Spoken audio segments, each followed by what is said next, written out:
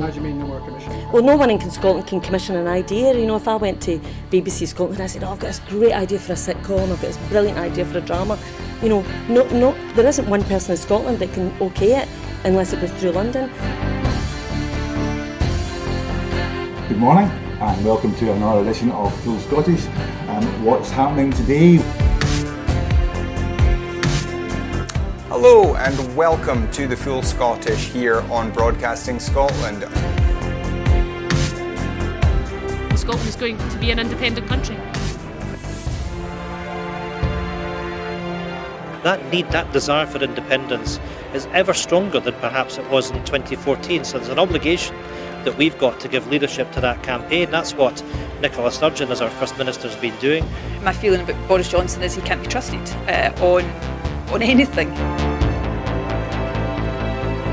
That is now and forever will be known as the rape clause. I'm old enough to remember going into Europe in '73, and I remember how much of a razor's edge that was a balanced on. And I think we made it by 53%, if I remember correctly, for going in. And ever since that time, England particularly has been pretty much schizophrenic, down the middle about whether it felt British or whether it felt European. And that schism, that crack has remained throughout English society ever since. Scotland means business. Scotland's voice won't be stilled, it won't be silenced, it has to be heard. About the work that's been done by Broadcasting Scotland in giving community activists, yes activists, Scottish activists a platform other than the traditional media outlets.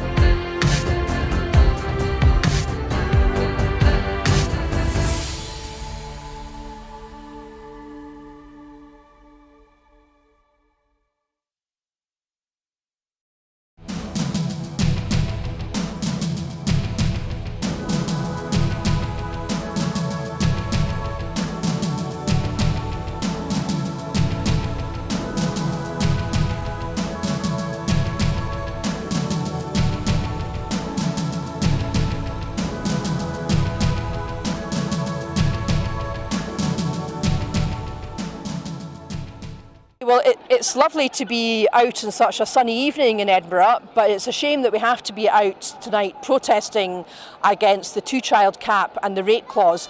Well more than a year since Alison Thewlis, my colleague at Westminster, first spotted it in the small print of a Tory budget. Very glad to see such a huge demonstration today and so many people still coming along 1 year after the rape clause came into force to show their opposition to this vile and despicable policy.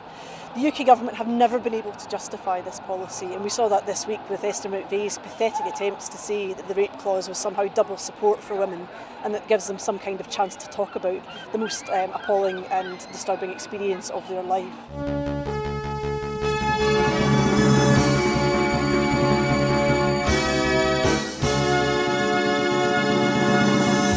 As you can see behind me, we're at the very beginning of the All Under One Banner rally. You can obviously hear the pipers behind me as events are about to kick off.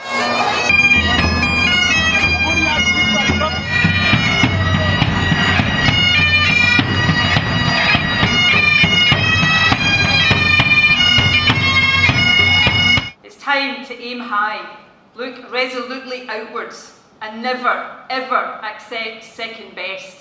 Above all, it's time to believe that we can. We can build that better country we know is possible. And friends, we will.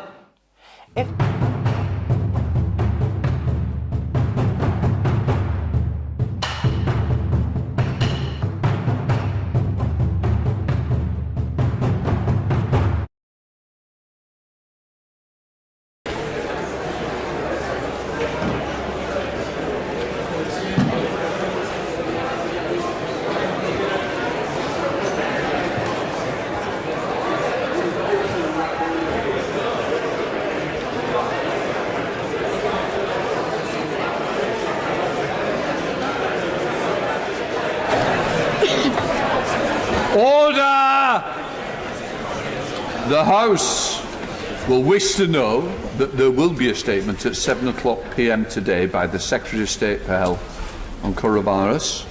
This will include the advice to the House on the situation as it affects Parliament following the announcement relating to the Honourable Member for Mid-Bedfordshire, who we all want to send our best to, and a speedy recovery and a return to the House. We will now come to questions to the Minister for Women and Equalities, Sarah Atherton. Question 1, Mr Speaker, please. Secretary of State. Mr Speaker, this House now has 220 women MPs, which is a record. And I believe that it's through transparency and meritocracy that we bring more great people into this House. And I congratulate her on being one of the first 3 Welsh female Conservative MPs. Sir Robertson. Thank you, Mr Speaker. 81% of Wrexham County councillors are male. I am the first female Conservative MP for Wales, and one could ask why it's taken so long, but that's for a different debate. Would my right honourable friend agree with me that organisations like Women to Win Wales and the Women's Equality Network of Cardiff are vital and essential when trying to equalise the gender balance in higher public office? Secretary of State. Well, my honourable friend is absolutely right, and anybody that has met Baroness Jenkin will know that she is a force of nature to be reckoned with. She doesn't just ask women to stand, she tells them to stand, and she has made it happen. The Action Group reports that only some of the diversity data on candidates seeking parliamentary nomination is collected and published, and that's because it's currently voluntary. I hope the Minister agrees that that's simply not good enough. So today, will she either commit to enacting Section 106 of the 10-year-old Equality Act, or will she at least explain why she refuses to do so? Secretary of State. Well, I certainly agree with the Honourable Lady that more transparency is always helpful in highlighting where we need better opportunities for people to get into public life and in politics. But we've got to recognise that it is partly down to political parties to show that leadership and to make that happen within their own organisations. Alistair Carmichael. Number 2, Mr Speaker. Minister. Thank you, Mr Speaker. Last year, NHS England announced that it would offer period products to every hospital patient who needs them. The Home Office announced plans to change the law to provide period products to those in police custody. And in January of this year, the Department of Education launched a scheme to provide access to free products in state-funded schools across England. Mr Carmichael. That's welcome progress, Mr Speaker. And domestically, there's still some work to do, I would suggest. But ActionAid tell us that 1 in 10 girls in Africa miss school because they do not have access to sanitary products or even to private toilets. The government has a target of eradicating period poverty in developing countries by 2030, and my honourable friend, the member for North East Fife, has introduced a bill to improve transparency on that. Would the Minister meet with myself and my honourable friend to discuss our bill? Thank the Honourable Right Honourable Gentleman for his question, and I'm sure we welcome the bill. But the Department for International Development in 2019 announced a global campaign of action just on this very issue to end period poverty globally by 2030. And the global campaign was kick-started with an allocation of up to £2 million for small and medium charities working on period poverty in different priority countries. Harris. Thank you, Mr Speaker. A recent report by Women's Aid shows that almost half of domestic abuse survivors living in refuges do not have enough money to pay for these essentials. Schools, prisons and hospitals now provide free sanitary products for women and girls. So when can we expect victims of domestic abuse living in refuges and their daughters to be extended the same courtesy? Minister. Well, this is absolutely an essential point that the Honourable Member makes. But the Tampon Tax Fund has actually dealt with a number of these points. The Tampon Tax Fund was established in 2015 to allocate funds generated from VAT on period products to protect vulnerable women and girls on this very issue. James Grundy. Question number 3, please, Mr Speaker. Sir. Mr. Speaker, with permission, I will answer questions 3, 5 and 13 together. Over 1 million children are benefiting from this government's investment in early years entitlements. It can save their parents up to £5,000 every year, and in the next financial year we plan to spend £3.6 billion on this. Furthermore, our manifesto commits to another £1 billion for more wraparound and holiday childcare places from 2021, and we've already started working on the details. James Grundy. Thank you, Mr. Speaker. Further to the answer my right honourable friend has just given, what is being done to increase the availability of affordable childcare for parents with disabled children who may require more specialist provision? Thank you. Disabled children get an extra 15 hours of early year in education from the age of 2, and their parents can also receive extra support through tax-free childcare of up to £4,000 per child per year until the child is 17. The Disability Access Fund also gives providers £615 per eligible children to support access to those very early years settings. Theo Clark. That this Conservative government, in its manifesto, announced £1 billion for the flexible childcare fund.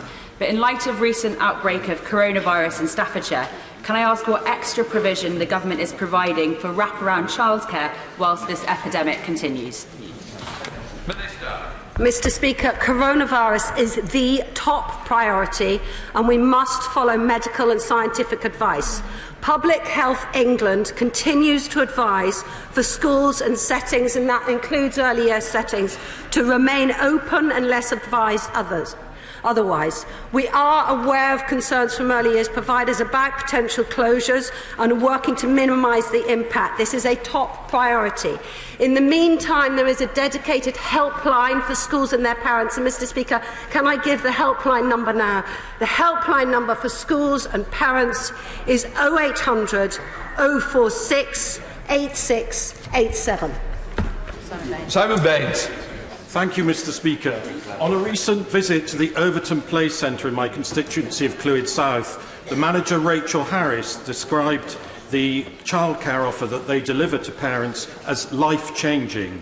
Would the Minister agree that the seamless transition that is offered by the Overton Play Centre between their childcare and the education at the nearby St Mary's Church in Wales Primary School, with whom they work very closely, offers an effective model for maximising the availability of affordable childcare? Can I pass on my congratulations to the Overton Play Centre? It is absolutely great when we see preschools and early years establishment work together with schools in the best interests of children.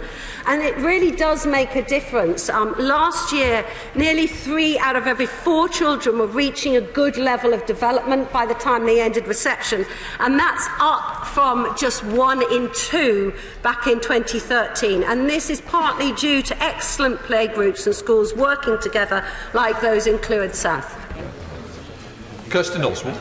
Mr. Speaker, the SNP is transforming childcare and the lives of parents in Scotland with our commitment to the most generous offer in the UK. Currently 600 hours are provided per year to all 3 and 4-year-olds and eligible 2-year-olds. We're increasing this to 1,140 hours from August this year. Why has the UK government not yet matched this offer?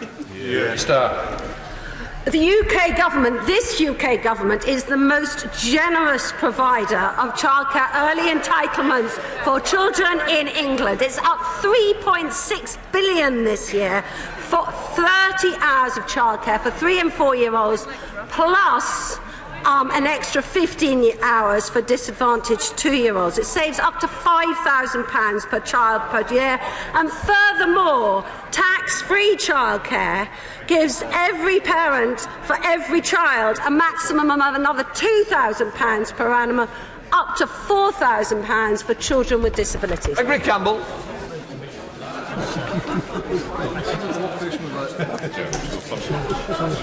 Minister's comments about the helpline for early years providers worried about coronavirus, but she will know that Lou Simmons, the owner of Abbotswood Day Nursery in my constituency, contacted me because the helpline was unable to give the answers that providers need. What assurance can my honourable friend the Minister give that that helpline is now up to speed and that the early years providers are getting the right information in a timely fashion? Minister. Can I thank the honourable member for that question? I am aware of the concerns for early years providers about potential impact of coronavirus. Early years providers are vital for the support they give to families as well as children, and it is important to follow the advice that they stay open. I do want to give them the reassurance they need. It's a top priority for me, and I will give that announcement as soon as possible. My constituent is studying to be a teacher and has had to pull back from her course because of the way that universal credit interacts with student loans and student finance. Can she look at this issue urgently so that women aren't discouraged from bettering themselves and their own lives by the way the universal credit system works? Thank you. The universal credit system can give up to 85% for childcare costs to be met, and the Minister for Department for Work and Pension is very happy to meet the member to follow up on that point. Jonathan Gullish. Mr. Speaker. Thank you, Mr. Speaker. The government is clear about the benefits of flexible working for employers and employees. We consulted last year on proposals to require large employers to publish flexible working policies and to advertise jobs as suitable for flexible working. We'll respond to that in due course. Since then, we committed in our manifesto to make flexible working the default. Subject to consultation, we'll bring forward these new measures in our employment bill. I thank my honourable friend for his answer, but we know that the majority of unpaid carers are women in Stoke-on-Trent, North, Kidsgrove and Talk, and whether they are caring for young children or elderly relatives, does my honourable friend agree that increasing opportunities to work flexibly will benefit women by sharing caring duties more equally and will ultimately lead to more equality for women in work and more opportunity for women to get into work? Minister. My honourable friend is working on a modern Silicon Stoke, and to get that he needs modern working practices. Flexible working helps people within a range of needs remain in and access to work, including mothers, carers and parents. So we want to give everybody a choice to determine how best they can balance their home and work life. That includes fathers as well. Flexible working can give them that choice. That's why, as I've said, we're keen to do more. Bill Esterson. Question 6. Minister. Thank you, Mr. Speaker. Life expectancy at birth is the highest it has ever been in England. Every single person deserves to lead a long, healthy life, no matter who they are or where they live. This government has been clear it will address the needs of all those who have been left behind. Esterson. Thank you, Mr. Speaker. Well, it's not true for women in the poorest communities in our country, is it? The Marmot Review shows that life expectancy has fallen for women in the poorest communities. Frankly, that's what happens after 10 years of public service cuts and falling living standards. So when is the government going to take responsibility for the misery it has inflicted on the poorest women in our country? Minister. Well, I thank the honourable member for explaining to me about health inequalities for women, but I fully support the government's commitment to delivering £33.9 billion of investment in the NHS. The largest cash boost in its history will make reducing health inequalities for all possible. Can the Minister explain what action is being taken to support women, especially black and minority ethnic and single mothers, who have not only faced disproportionately more poverty under years of austerity, but also faced the greatest barriers to work? How is this government breaking down their barriers to lift them out of the poverty that this government has put them under? Well, she specifically asked about women from the poorest backgrounds and the black, Asian and minority ethnic groups. And I want to thank the honourable member for Mid-Bedfordshire for the work she's doing on this, because through the long-term plan, the NHS will accelerate action to achieve 50% reductions in stillbirth, maternal mortality, neonatal mortality and serious brain injury by 2025, which specifically affects those women the most. Number 7, please. Minister. The Office for Disability Issues transferred to Cabinet Office from the Department of Work and Pensions in November 2019. It joined the Race Disparities Unit, the Government Equalities Office, to be part of the new Equalities Hub in the Cabinet Office. The new cross-departmental disability unit will work closely with disabled people's organisations and charities to rightly bring disabled voices into the heart of government. Ministers Members will be aware that the DWP is currently preparing a cross-government national disability strategy. At the same time, the DWP has lost the cross-government Office for Disability Issues and has been subsumed into the Cabinet Officer's Equalities Hub. Does the government believe that this will enhance or detract from the eventual national disability strategy? It must surely be to its detriment.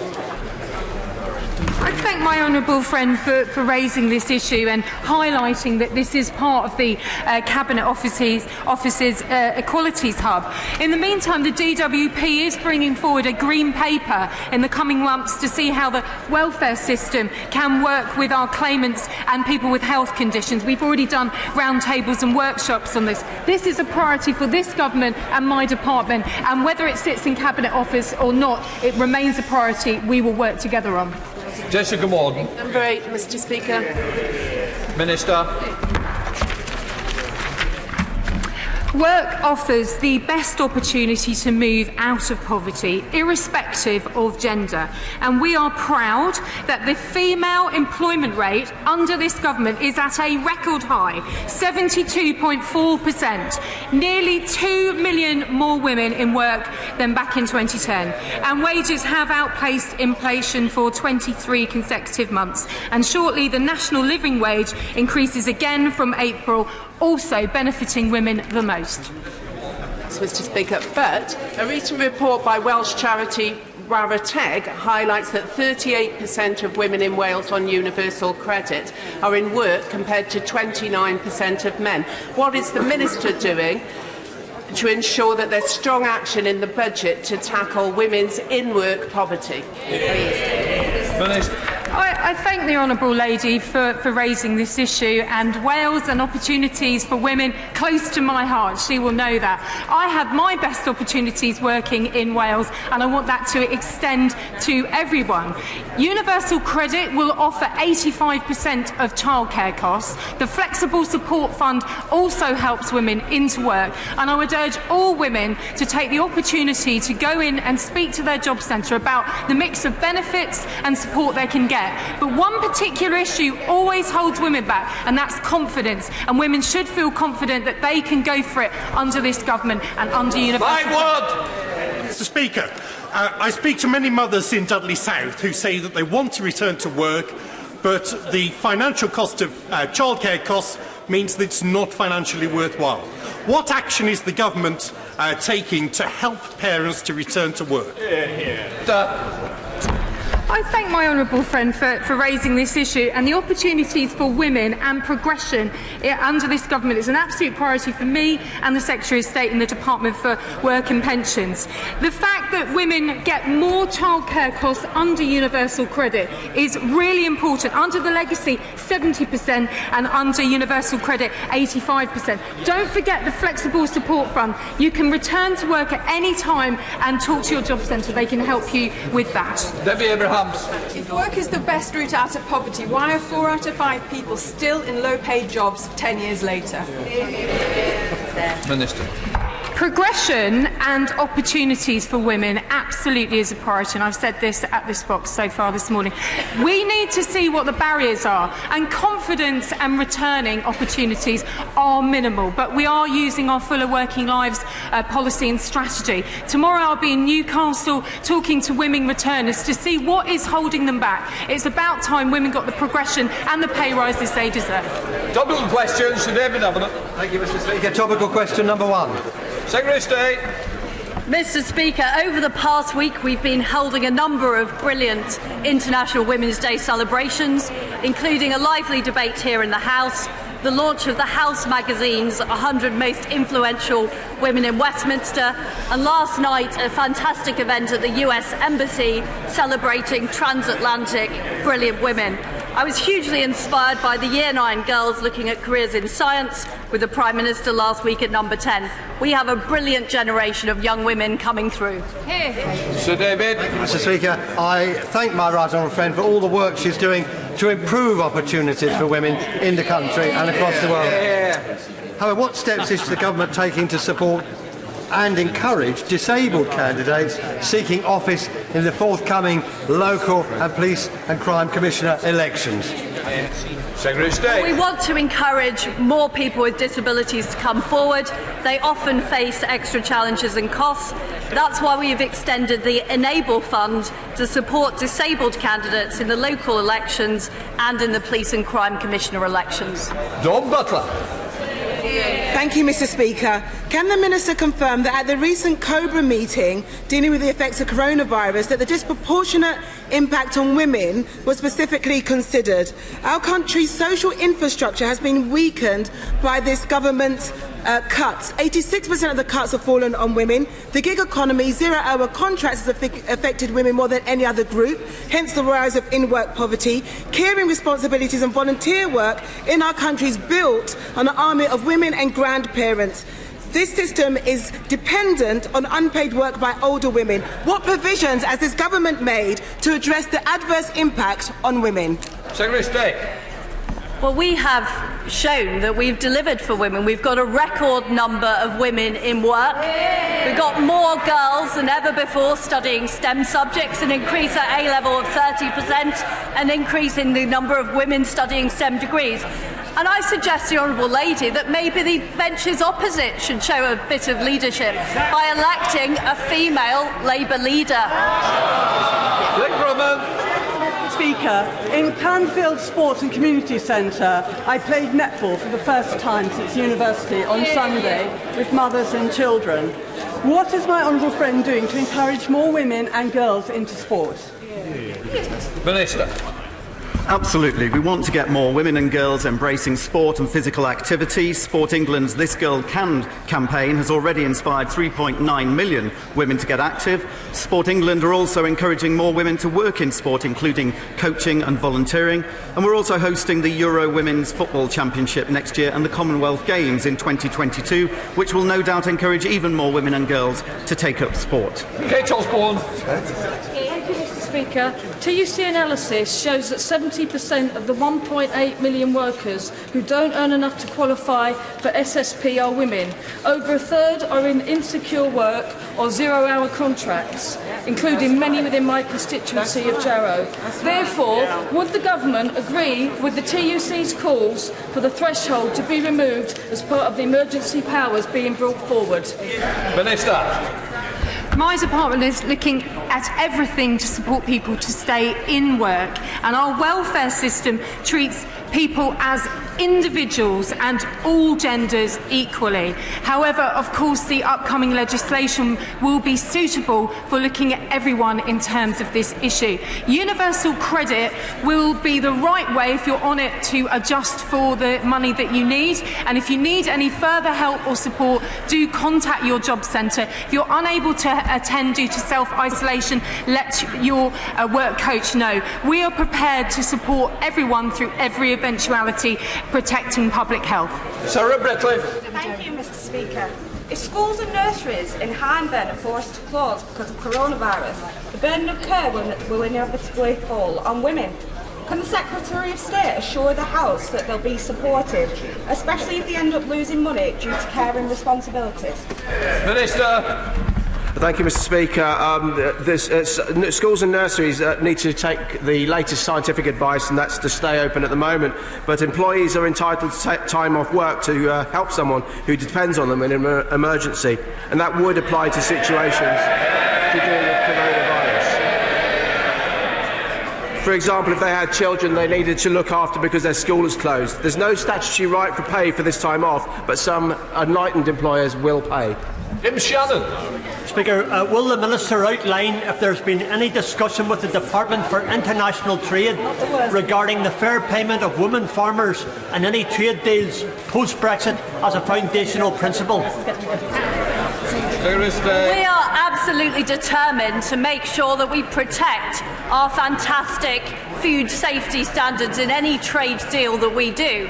And he will welcome, as I do, the fact that the US have lifted its ban on British beef, benefiting British beef farmers, particularly the ladies in beef group who represent women beef farmers. Cheryl Murray. Does my right honourable friend think that the constant attacks from the left on our fantastic past first female Prime Minister, saying female ministers should be lynched, or constantly attacking our superb female Home Secretary helps encourage women into politics? Well, my honourable friend is absolutely right. There was a despicable cartoon about the Home Secretary in the weekend's Guardian. She is doing a brilliant job fighting crime, getting our new immigration system in place. And it's the hypocrisy of the left that when it's not a woman they agree with, they do everything they can to undermine her. Thank you, Mr. Speaker. A consultation on accessible housing was announced in June 2019 by the Ministry of Housing, Communities and Local Government, but hasn't happened. Can the Minister say when the consultation will take place, and will he meet with me and representatives of wheelchair users to discuss it? Thank you, Mr. Speaker. We have been working across government on accessible housing provision and will consult in a matter of weeks on options to raise the accessibility standards in new homes. The consultation will consider making high accessibility standards mandatory, recognising the importance of suitable homes for older and disabled people. I'll be delighted to meet with her. We now come to Prime Minister's questions. Gary Sambrook. Question number one, Mr. Speaker. Prime Minister. Mr. Speaker, this morning I had meetings with ministerial colleagues and others. In addition to my duties in the House, I shall have further such meetings later today. Mr. Speaker, we need to build more homes on brownfield sites, but we also need to make sure that the houses that we've got are of a decent standard. In estates across my Birmingham constituency, in Kings Norton, the Free Estates, Weedy Castle and Frankley, we need investment to make sure that those estates have decent homes. And so does the Prime Minister agree with me that by improving homes, it will help level up our economy and deliver for working class communities like mine? Well, my honourable friend is spot on, and he'll be hearing more about that in just half an hour's time. But he is quite right that we should be building on brownfield sites and building the beautiful homes that people actually want.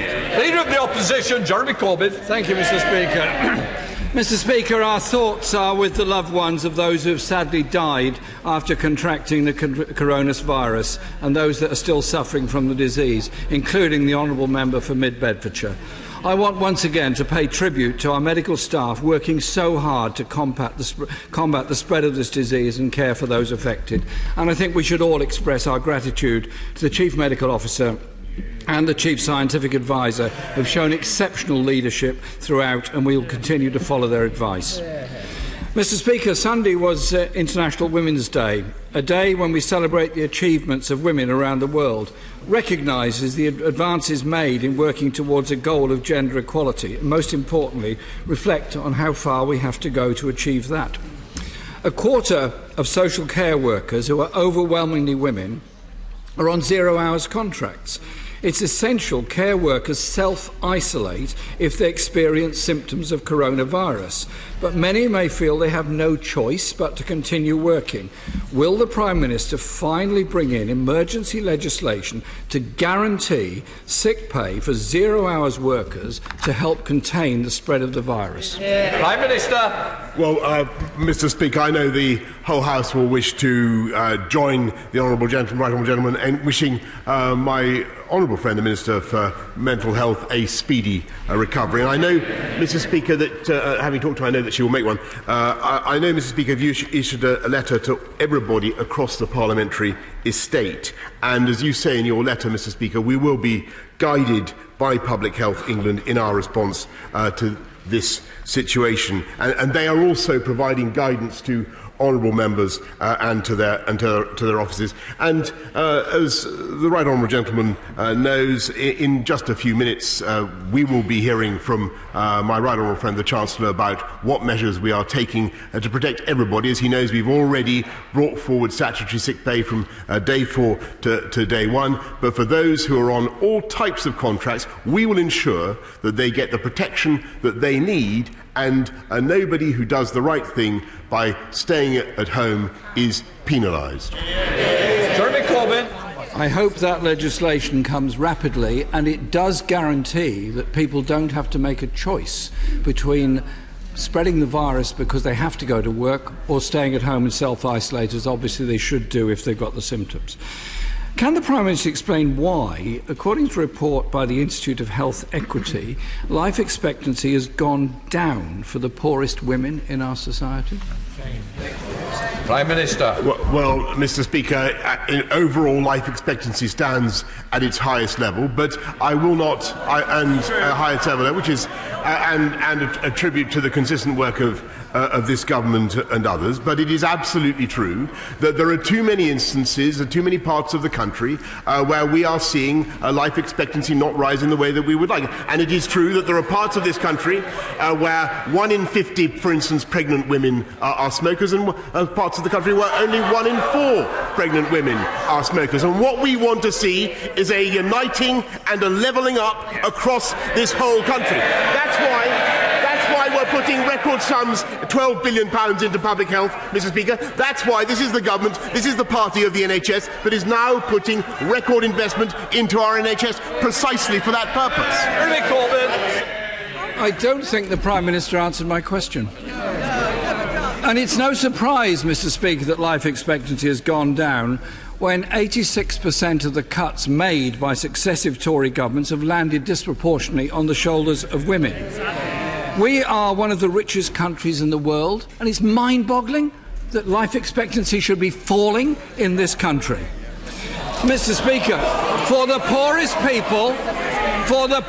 people in our society, life expectancy is falling. The government should have an answer to that. Mr. Speaker, the Prime Minister supports the absolutely horrendous rape clause in the child tax credit rules. Why does he think it's right that 200 mothers have to prove to the government their child was conceived as a result of being raped so they can keep their child tax credits? Prime Minister. Mr. Speaker, I wanted to correct a point he's just made earlier. It is, I'm afraid, the case, as has been revealed just in the last few days, that mortality is at its lowest level in this country since 2001. And on his since 2001. And on his point about recipients of benefit, it is obviously that he draws attention to an injustice, and we will do everything that we can to rectify it. Jeremy Corbyn. Well, I would hope that means the Prime Minister is going to introduce regulations to end the two-child policy and the benefit strategy, because that is exactly what happens when women who are victims of rape have to prove they've been raped in order to get benefits for their child. 50 years ago, Mr. Speaker, the Labour Minister Barbara Castle introduced the Equal Pay Act. But women are still paid 17% less than men. And under this government, the gender pay gap is estimated to take another 60 years to close. Why hasn't the Prime Minister followed Labour's lead and set a target for closing it by 2030? Minister. Mr. Speaker, not only are there now record women in employment in this country, but the gender pay gap is at a record low. And it was this Conservative government that made sure the companies had to report on the gender pay gap, Mr. Speaker. 17% gap. It is too big, too wide, and should be closed, and the government should do something about it. Mr. Speaker, every fortnight, 3 women are killed by their partner or ex-partner. Domestic violence is only likely to increase if large numbers of people are having to self-isolate. 10 years of austerity has denied councils the funding they need to support victims of domestic abuse. Will he commit to the extra £173 million needed every year to ensure that survivors get the support they so desperately need? Prime Minister. Mr. Speaker, we've just put record funding back into councils to support them in all their responsibilities. We are committed to, when he talks of domestic abuse, we're committed to bringing forward a victims' law to guarantee victims' rights, and this government has an outstanding record of tackling violence against women and girls, and that is why we are now taking forward in this Parliament our landmark domestic abuse bill.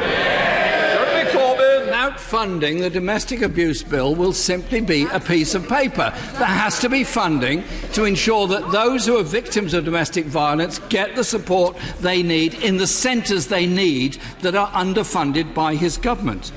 Mr. Speaker, the Prime Minister has made repeated offensive remarks against single mothers and their children. Yes, and he described them as ill-raised, ignorant, aggressive and illegitimate. Against Muslim women, saying they look like bank robbers.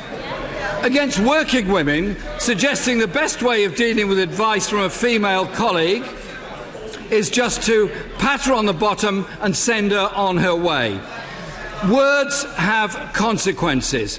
His offensive words are backed up with offensive and discriminatory policies, from the rape clause to dismantling local services which women, particularly BAME and disabled women, disproportionately rely on. Can the Prime Minister apologise for his offensive comments and ensure that these discriminatory policies are reversed by his government? Prime Minister. Mr. Speaker, I am proud of what this government has done to promote the rights of women. I'm proud that we have a record number of female MPs in our party today. I'm proud that this is the only party that has produced two female, not one but two female Prime Ministers. And wouldn't it be an extraordinary and amazing thing, Mr. Speaker? Still waiting. Wouldn't it be an amazing thing if that party were to produce a female leader of their own? Don't hold your breath, Mr. Speaker. And I will take no lessons. I will take no lessons in sexism from a party where good female MPs are bullied out of their party. Just because they've had the guts to stand up against the climate of anti-Semitism in the Labour Party. Thank you very much, Mr. Speaker. My right honourable friend, the Prime Minister, I know is a great champion of the countryside and farming, and the great benefit it has both from producing high animal welfare food and also the amount of carbon that's held in the soil through permanent pasture. In our Conservative manifesto, we stated on page 57, in our trade negotiations we will not compromise our high environmental protection and animal welfare and food standards. Will the Prime Minister meet with me and other colleagues with rural farming constituencies to discuss how to support farmers and growers in trade deals to provide them with more opportunity to produce even more food and high animal and environmental welfare? Mr. Speaker, my honourable friend is absolutely right. We will not compromise on animal welfare. We will not compromise on food standards and hygiene. I'm only too happy to meet him and his fellow farmers to discuss the opportunities ahead. Ian Blackford. Thank you, Mr. Speaker. As the numbers infected by the coronavirus grow, the level of public concern naturally grows with this. Last week, the Prime Minister gave me a firm reassurance that no one would be financially penalised for following health advice. And yet, still millions of self-employed workers have been left in deep uncertainty as to what financial help they will be given if they are forced to stop working. In this House, Mr. Speaker, we are in a privileged position. We will not be financially worse off. Millions of workers are not in that privileged position. They may be forced to rely on social security for an extended period because of this virus. So, for the record, can the Prime Minister tell me what the statutory sick rate in Ireland is compared to his UK government? Prime Minister. Mr. Speaker, it is not my duty to comment on the pay rates of other countries. What I can tell you, what I can tell the honourable member, which he knows very well, which he knows very well, is that we, under this government, have already advanced statutory sick pay from day 4 to day 1. We will make sure that those on universal credit and other benefits get the help that they need from day 1. And my right honourable friend, the Chancellor, if he can contain his impatience for just a little bit, will be telling him more about what we are doing to protect everybody in this society, to make sure that everybody is not penalised for doing the right thing. In Blackburn. Well, let me try and help the Prime Minister and perhaps inform him of the detail. In Ireland, in response to the coronavirus, the government has just raised their statutory sick rate to the equivalent of £266 per week. This covers those employed and those in self-employment. In Germany and Austria, it's £287. In Sweden, it's £230. In the Netherlands, £201, and in Spain, it's £121.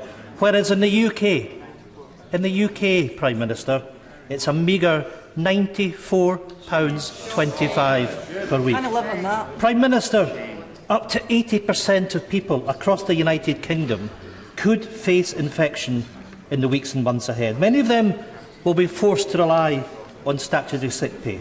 If the Prime Minister is truly committed to levelling up, a good place to start must be statutory sick pay.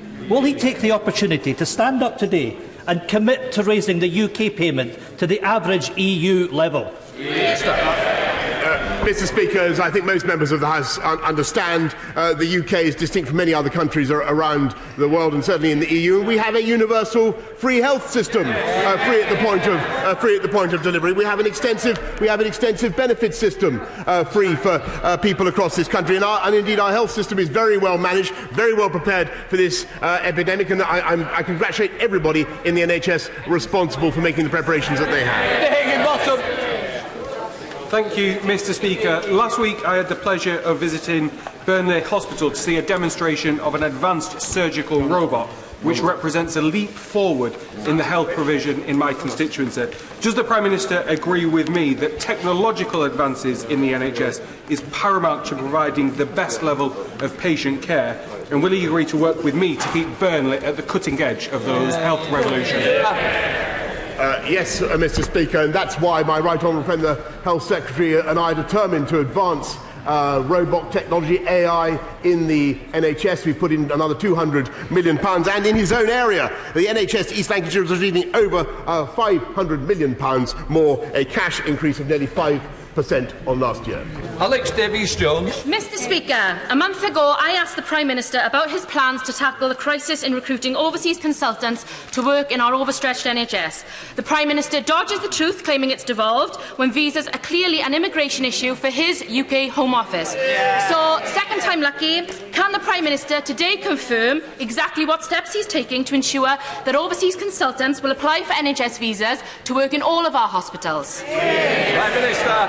Yes, Mr. Speaker, I can't remember whether I said this to her last time, but that's why we've introduced a fast-track NHS visa. Dr. Julian Lewis-Trupp.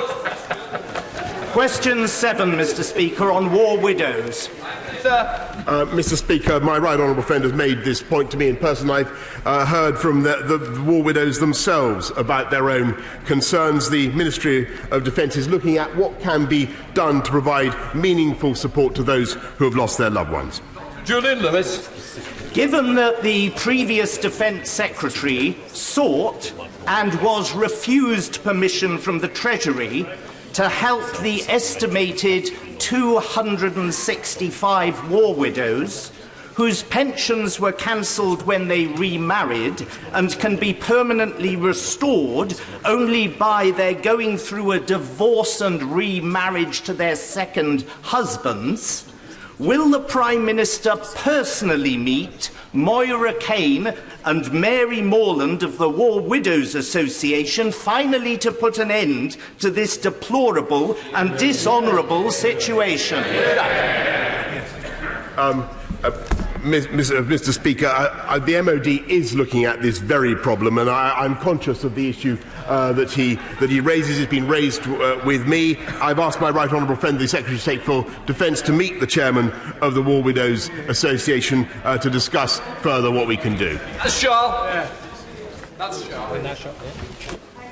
Mr. Speaker, last week Emmy Award-winning actor and musician Riz Ahmed released a hard-hitting new album and the short film The Long Goodbye, which powerfully expresses the heartbreak of many British minorities of feeling unwanted in Britain, where hate crime is rising and hate speech infects public life. These are also the concerns of Muslims in my constituency. I urge members of the House to listen to it and watch it. So could the Prime Minister, and for once, without hiding behind the robes of his Muslim ancestors, yes, we all know he has them, or clinging to the fig leaf that his ex-Chancellor, present in the Cabinet, provided him, or resorting to the potentially divisive tit-for-tat deflection of a very serious issue, which is anti-Semitism, 300 complaints of Islamophobia within his party. Can he simply assure me what he is doing to assure Britain's Muslims that their Prime Minister is not an Islamophobe, takes their concerns Order. Prime Minister. Well, Mr. Speaker, I can reassure her there's absolutely no room for hatred or racism in this party, in our Conservative Party, and I wish I could say the same of her own party. Congratulate my right honourable friend on the news that he and Carrie are expecting their first child. All parents want the best start in life for their children. With the UK lagging behind the rest of the world in the number of diseases that we test, genetic tests, we only test for 9 genetic conditions in this country. Do you agree with me, and will you support my campaign calling for a review of the newborn baby screening programme? Minister.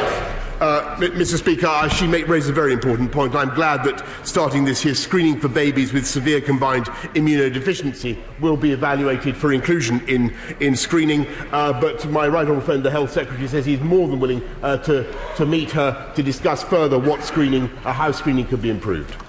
Howell Williams. Thank you, Mr. Speaker. And further to the questions posed by my right honourable friend, leader of the SNP, irrespective of what other countries are doing, policy in this country is his responsibility. So what is he going to do to help the self-employed in this coronavirus crisis? Prime Minister. I'm grateful to the honourable gentleman, and what we are going to do, obviously, is to ensure that nobody is penalised for doing the right thing. Everybody has access to the benefits and the support that they need. And if he will contain himself, Mr. Speaker, my right honourable friend, the Chancellor, will be setting out more in just a minute. Jane Hunt. Speaker, will the Prime Minister join with me in congratulating the mighty Loughborough swim team for their 5 gold medal haul at the McCullough International Open meet last month? The swimmers involved were Luke Greenbank, James Wilby, Abby Wood, Max Litchfield and Molly Renshaw, surely the very epicentre of sporting excellence in London.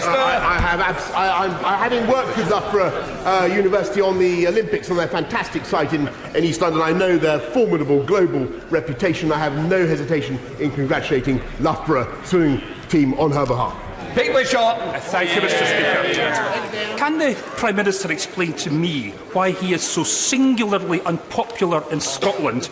He's lost half the Scottish MPs. Support for independence is at an all-time high. Is it because he thinks he can say no to a nation? Or is it because the blustering buffoonery just jars with the Scottish people? Mr. Speaker, I notice that support for breaking up the Union is actually declining in Scotland. And maybe that's because they have a Scottish Nationalist Party in charge that has the highest taxes anywhere in the United Kingdom, that is failing Scottish children in their schools, and that is not running the Scottish health service in the way that it should. And maybe his bluff and bluster is covering up for the abject failures of the Scottish Nationalist government. Maybe, Mr. Speaker, the Scottish Nationalists should stick to the day job. Speaker, as the country that brought railways to the world, what plans does my right honourable friend have to celebrate their 200th anniversary in 2025? And does he stand with the people of Darlington to prevent the removal of Locomotion No. 1, the world's first passenger steam engine, from Darlington, where she has resided for over 160 years? Well, Mr. Speaker, I congratulate my honourable friend and the people of Darlington, the historic role they've played in our railway history and heritage, and I will do what I can to support his campaign to prevent Darlington from being despoiled of that iconic locomotive No. 1. Rachel Hopkins. Thank you, Mr. Speaker. The week before Christmas, Luton Food Bank issued 339 food parcels, of which 124 were specifically for children. Child poverty in Luton has risen to a shameful 46%. So while Luton's unemployment rate may be going down, more people are in low-paid, insecure jobs. Would the Prime Minister agree with me that it is wholly unacceptable that families are in work but children are growing up in poverty? And will he commit to ending poverty pay? Prime Minister. Well, Mr. Speaker, not only are we cutting national insurance contributions for everybody, whatever their pay, but of course we're also lifting up the national living wage by the biggest ever increase, which will benefit people across this country to the tune of £4,000 a year. This is a one-nation government looking first at the needs of the poorest families in this country. My honourable friend from Northwood makes the case for Birmingham, but in the West Midlands, over 31,000 new homes have been built since Andy Street became our mess. Smashing his own target of 25,000 new homes, the vast majority have been built on derelict brownfield sites. Will the Prime Minister support me to ensure we keep the focus on the regeneration and remediation of brownfield sites? Yes, I congratulate Andy Street on what he's doing, his fantastic record of home. It is always the Conservatives who build the homes, Mr. Speaker, and this House will be hearing more in just a few minutes about what we intend to do to give everybody in this country, every young person in this country, the chance to own their own home. Alan Dorrans. Thank you, Mr. Speaker. In this current financial year, this government has redistributed funding meant for veterans' charities. This has resulted in severely reduced services by Combat Stress, a renowned mental health charity serving veterans suffering from post-traumatic stress disorder. It has also meant a reduction of 24 to 10 beds in our residential unit in my constituency and the loss of 50 jobs. Will the Prime Minister show his support for veterans' mental health today by initiating an urgent review of this redistribution of this critical funding to stop those lives changing and often life-saving services being lost? The honourable gentleman is absolutely right to raise the issue of veterans and their needs, and that's why this government appointed a Minister for Veterans and a Veterans Task Force, a special unit in the Cabinet Office, and he will be hearing a little bit more in just a few minutes about what further steps we intend to take to protect and promote the rights of veterans. Jack Brereton. Thank you, Mr. Speaker. Would my right honourable friend agree with me that this budget today is a historic moment to level up our economy and ensure that everyone has the opportunity to succeed, especially in Stoke-on-Trent? Mr. Speaker, Stoke-on-Trent is the crucible in which the future of this country is going to be forged, as it has been in the past, and it could not have a more doughty or more valiant advocate. And I agree entirely with what he said. It's vital that the funds announced this morning are distributed effectively to the businesses and self-employed people affected by coronavirus. But the banks must fulfil their responsibilities as well. Businesses are telling me that some banks are shoring up their balance sheets at the expense of their business customers and their workforce. We know what happened. So will the Prime Minister make sure that banks which were bailed out by the taxpayer now play their part in supporting businesses and their workers in their hour of need? Prime Minister. Well, the honourable gentleman raises an important point, and he'll have seen what the Governor of the Bank of England has done to the cost of borrowing overall today. But my right honourable friend, the Chancellor, will indeed be meeting the banks continuously to ensure that they look after the interests of all our people. Hey, Jones. Thank you, Mr. Speaker. Rural areas like my constituency of Brecon and Radnorshire are at the bottom of the pile when it comes to broadband connectivity and mobile phone signal. Can my right honourable friend confirm that this government's £1 billion deal with mobile phone providers will boost 4G right across the country, especially mid-Wales? Prime Minister. Yes, indeed, Mr. Speaker, and she'll hear something to her advantage in just a few minutes. Neil Gray. Thank you, Mr. Speaker. This morning, a range of expert mental health organisations, including the Royal College of Psychiatrists, Mind and Rethink Mental Health, have called for an urgent inquiry into avoidable deaths linked to failures in the UK social security system. A family in my constituency lost their father and husband to suicide in these similar circumstances, and they, like too many others, want answers. So when will the Prime Minister instruct such an inquiry to listen to those families and the experts in this case? Well, Mr. Speaker, there are indeed some very hard cases and some very tragic outcomes, and I know that my right honourable friend, the Secretary of State for Work and Pensions, is indeed looking at that and very, very happy to work with the honourable gentleman to make sure that such tragic cases, the families' needs are met. I want. Mr. Speaker. According to The Economist, over the past 5 years, salaries in Dudley have risen faster than anywhere else in the country. As part of his levelling up agenda, will the Prime Minister work with Andy Street to ensure that the West Midlands continues to get the investment in skills and infrastructure it needs to power the Midland engine? Prime Minister. Mr. Speaker, I don't think I can be accused of anticipating the budget excessively when I say that there is about to be an infrastructure revolution in this country which will help to benefit, amongst other things, the West Midlands and Dudley in particular. Zara Sultana. Like the honourable member before me, statutory sick pay in the UK is amongst the lowest in Europe. It's less than £95 a week. If the Prime Minister doesn't think he can live on it, he shouldn't expect our constituents to live on it too. So I urge him, act before it's too late and introduce decent sick pay for every worker in Britain. Prime Minister. Mr. Speaker, I've answered the right honourable gentleman earlier on. We will do everything we can to ensure that people get protected throughout this outbreak and nobody is penalised for doing the right thing. Slow Saxby. My right honourable friend, the Prime Minister, agree with me that the Great South West offers a fantastic opportunity to become the first region to not just become net zero, but net negative. And can he assure me that this will be a top priority in the levelling up agenda?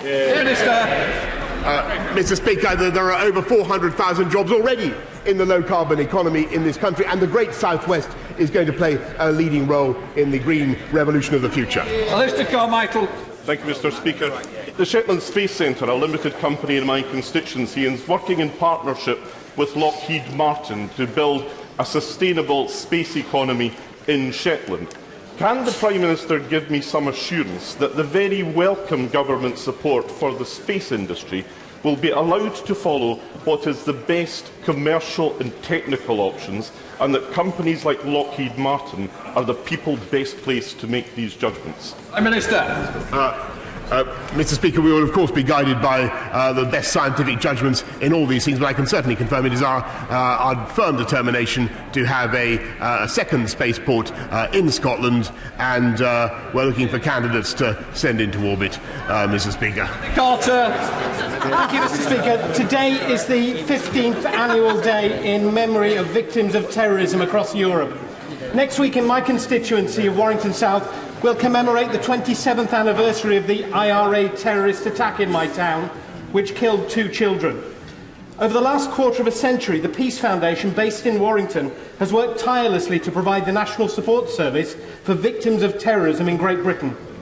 Will the Prime Minister join with me in commending their work and in agreeing to ensure their funding continues? Yes. Mr. Speaker, I certainly commend the work of all those who are working on the Warrington Peace Centre, and we will do everything we can to ensure that funding continues.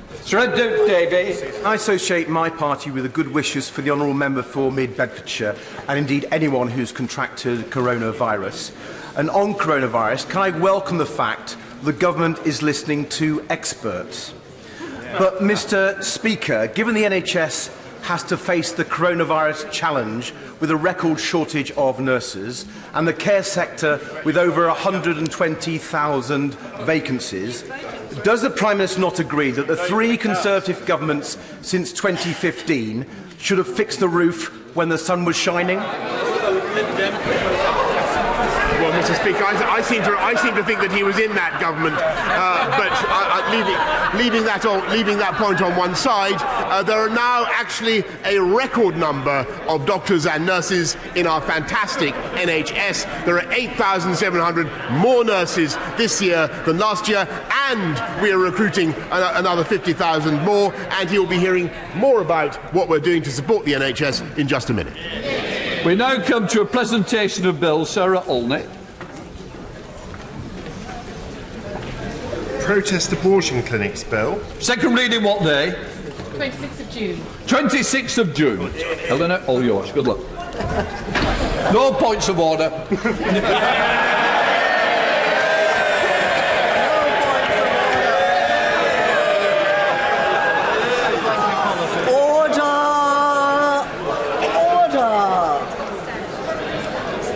Order. Before I call the Chancellor of the Exchequer, I must remind honourable members that copies of the budget resolutions will be available in the vote office at the end of the Chancellor's statement.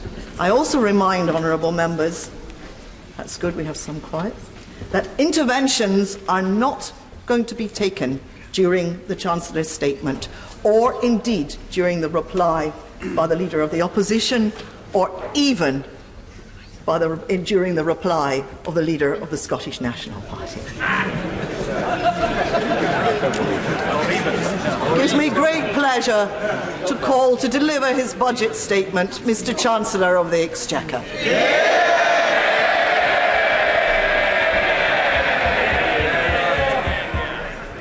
Madam Deputy Speaker, I want to get straight to the issue most on everyone's mind: coronavirus COVID-19. I know how worried people are. Worried about their health, the health of their loved ones, their jobs, their income, their businesses, their financial security. And I know they get even more worried when they turn on their TVs and hear talk of markets collapsing and difficult times coming. People want to know what is happening and what can be done to fix it. What everyone needs to know is that we are doing everything we can to keep this country and our people healthy and financially secure. Yeah. We are clear that this is an issue above party. We will do right by you and your family, and I know I will have the support of the whole House as I say that. This House has always stood ready to come together, put aside party politics and act in the national interest. We have done so before, and I know we will do so again. My right honourable friend, the Prime Minister, alongside officials and scientists, is leading the work on the public health response. Today, I want to set out our economic response, so we bring stability and security. Let me say this: we will get through this together. The British people may be worried, but they are not daunted. We will protect our country and our people. We will rise to this challenge. But let me also say, yes, this virus is the key challenge facing our country today, but it is not the only challenge. We have just had an election where people voted for change. Change in our economy, change in our public services, change in the cost of living, change in our economic geography. Yeah. This budget delivers on that change. Yeah. Yes, as we deal with coronavirus, it is a budget that provides for security today, but it is also a plan for prosperity tomorrow. It is a budget that delivers on our promises to the British people. It is the budget of a government that gets things done. Yeah. Madam Deputy Speaker, before I set out the details of our plan, let me first thank members who've contributed to the discussions on how to respond to coronavirus. Members from both sides of this House. Our economy is robust. Our public finances are sound. Our public services are well prepared. My right honourable friend, the Health Secretary, is working around the clock to protect the public's health. And I will do whatever it takes to support the economy. First, let me explain the nature of the economic challenge and my overall strategy. The challenge is this: there is likely to be a temporary disruption to our economy. On the supply side, up to a fifth of the working age population could need to be off work at any one time. And business supply chains are being disrupted around the globe. This combination of people being unable to work and businesses being unable to access goods will mean that for a period, our productive capacity will shrink. There will also be an impact on the demand side of the economy through a reduction in consumer spending. The combination of those effects will have a significant impact on the UK economy, but it will be temporary. People will return to work. Supply chains will return to normal. Life will return to normal. For a period, it's going to be tough, but I'm confident that our economic performance will recover. So given this analysis of the situation, let me set out our strategy to deal with it. We can't avoid a fall in demand because the primary driver of that reduction in consumption, the primary reason that people are not spending as normal, is because they're following doctors' orders to stay at home. So the right immediate policy response is to provide security and support for those who get sick or can't work through funding our public services and a strengthened safety net. And on the supply side, the right response is to provide a bridge for businesses to ensure that what is a temporary impact on our productive capacity does not become permanent. In other words, our response will be temporary, timely, and targeted. This is the right response and at the right time. That response is clearly and closely coordinated with the Bank of England. The Governor and I have been in constant communication about the evolving situation, and our responses have been carefully designed to be complementary and to have maximum impact, consistent with our independent responsibilities. The Governor set out this morning the actions that the Bank will take to help UK businesses and households bridge across the likely economic disruption. A 50 basis point reduction to interest rates to support business and consumer confidence and cash flows. The introduction of an SME term funding scheme to help reinforce the transmission of the reduction in bank rate to the real economy, and they have released the counter-cyclical buffer to further support the ability of banks to supply credit. The government's response will use fiscal action to support public services, households and businesses. Together we are taking action that is coordinated, coherent and comprehensive. And let me now set out our three-point plan. First, whatever extra resources our NHS needs to cope with coronavirus, it will get. Yeah. So whether it's research for a vaccine, recruiting thousands of returning staff, or supporting our brilliant doctors and nurses, whether it's millions of pounds or billions of pounds, whatever it needs, whatever it costs, we stand behind our NHS. Yeah. Second, during this immediate crisis, if people fall ill or can't work, we must support their finances. We'll make sure that our safety net remains strong enough to fall back on. My right honourable friend, the Prime Minister, has already announced that statutory sick pay will be paid from day 1 rather than day 4. Today, with the assistance of my right honourable friend, the Work and Pensions Secretary, we can go further. Statutory sick pay will also be available for all those who are advised to self-isolate even if they haven't yet presented with symptoms. And rather than having to go to the doctors, you will soon be able to obtain a sick note by contacting 111. But of course, not everyone is eligible for statutory sick pay. There are millions of people working hard who are self-employed or in the gig economy. They will need our help too. So to support them during this period, we will make it quicker and easier to access benefits. Those on contributory employment and support allowance will be able to claim from day 1 instead of day 8. And to make sure that time spent off work due to sickness is reflected in your benefits, I'm also temporarily removing the minimum income floor in universal credit. And I'm relaxing the requirement for anyone to physically attend a job centre. Everything can be done by phone or online. Taken together, these measures on ESA and universal credit provide a boost of almost £500 million to our welfare system. And to further support our people, I am also creating a £500 million hardship fund distributed to local authorities who will be able to use that fund to directly support vulnerable people in their local area. So in total, that's a £1 billion commitment to support the financial security of our people. But, Madam Deputy Speaker, the best way to support people is to protect their jobs. And we do that by supporting our businesses, the third part of our plan. The measures I've announced today on statutory sick pay are crucial to support those who need to take time off work.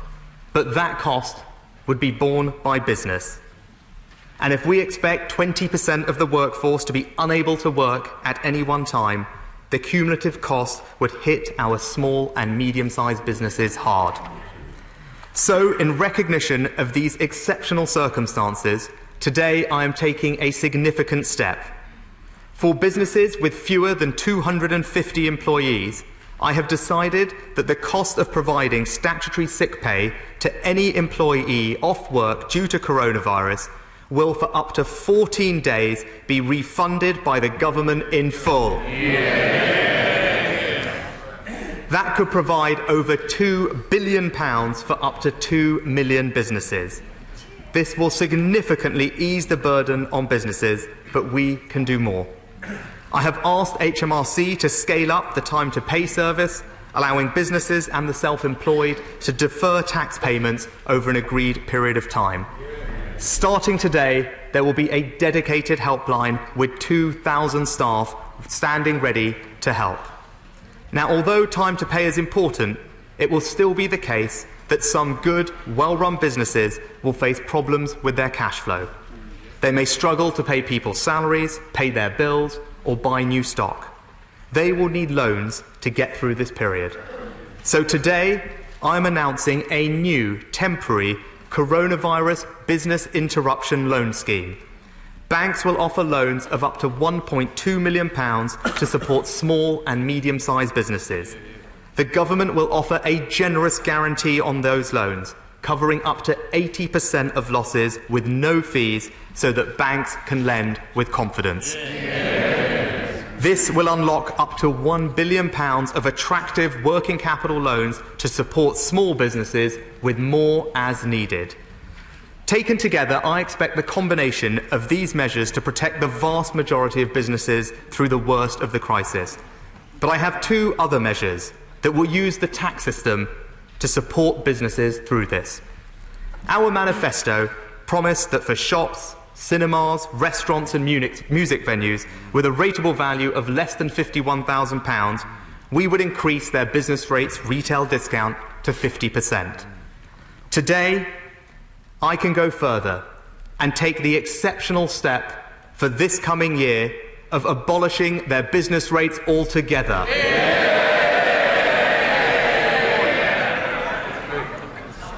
But there are tens of thousands of other businesses in the leisure and hospitality sectors currently not covered by this policy. Museums, art galleries and theatres, caravan parks and gyms, small hotels and B&Bs, sports clubs, nightclubs, clubhouses, guest houses, they would not benefit from today's measure, but they could be some of the hardest hit. So for this year, I have decided to extend the 100% retail discount to them as well. That means any eligible retail, leisure or hospitality business with a rateable value below £51,000 will, over the next financial year, pay no business rates whatsoever. That is a tax cut worth £1 billion, saving each business up to £25,000. And it means, over the next 12 months, nearly half of all business properties in England will not pay a penny of business rates. I'm also launching today a fundamental review to be concluded at the autumn budget into the long-term future of business rates. But even with the temporary extension of the retail discount to the leisure and hospitality sectors, many of our smallest businesses already pay no business rates, so would not benefit from this policy. So to support them to manage their fixed costs, I'm going to go a step further. I am providing to any business currently eligible for the small business rates relief a £3,000 cash grant per business. This is a £2 billion cash injection direct to 700,000 of our smallest businesses. Let me summarise for the House the fiscal impact of our immediate response to coronavirus. Taken together, the extraordinary measures I have set out today represent £7 billion to support the self-employed, businesses and vulnerable people. To support the NHS and other public services, I am also setting aside today a £5 billion emergency response fund, and I will go further if necessary. Those measures are on top of plans I will set out later in this budget, which provide an additional fiscal loosening of £18 billion to support the economy this year. That means I am announcing today, in total, a £30 billion fiscal stimulus to support British people, British jobs and British businesses through this moment. And of course, if further action is needed as the situation evolves, I hope the whole House knows I will not hesitate to act. I believe this represents one of the most comprehensive economic responses of any government anywhere in the world to date. The Governor of the Bank of England and I are in close contact with our counterparts around the world in the G7 and the G20. And to support the global response, I'm also making new funding of £150 million available for the IMF's relief efforts. Madam Deputy Speaker, coronavirus will have a significant impact on our economy, but it will be temporary. I will do whatever it takes to get our nation through it. I am acting today with a multi-billion pound commitment. More money for our NHS, more generous sick pay, faster access to benefits if you're self-employed, extra local support for the most vulnerable, tax cuts, loans and grants for businesses to protect people's jobs. Comprehensive action, and if more is needed, I will take it. And I know all members of this House will want to give this plan their full support. Madam Deputy Speaker, before I turn to the economic forecast, I hope the House will join me in thanking the Office for Budget Responsibility and Robert Choate in particular. After 10 years, this is his last budget in charge.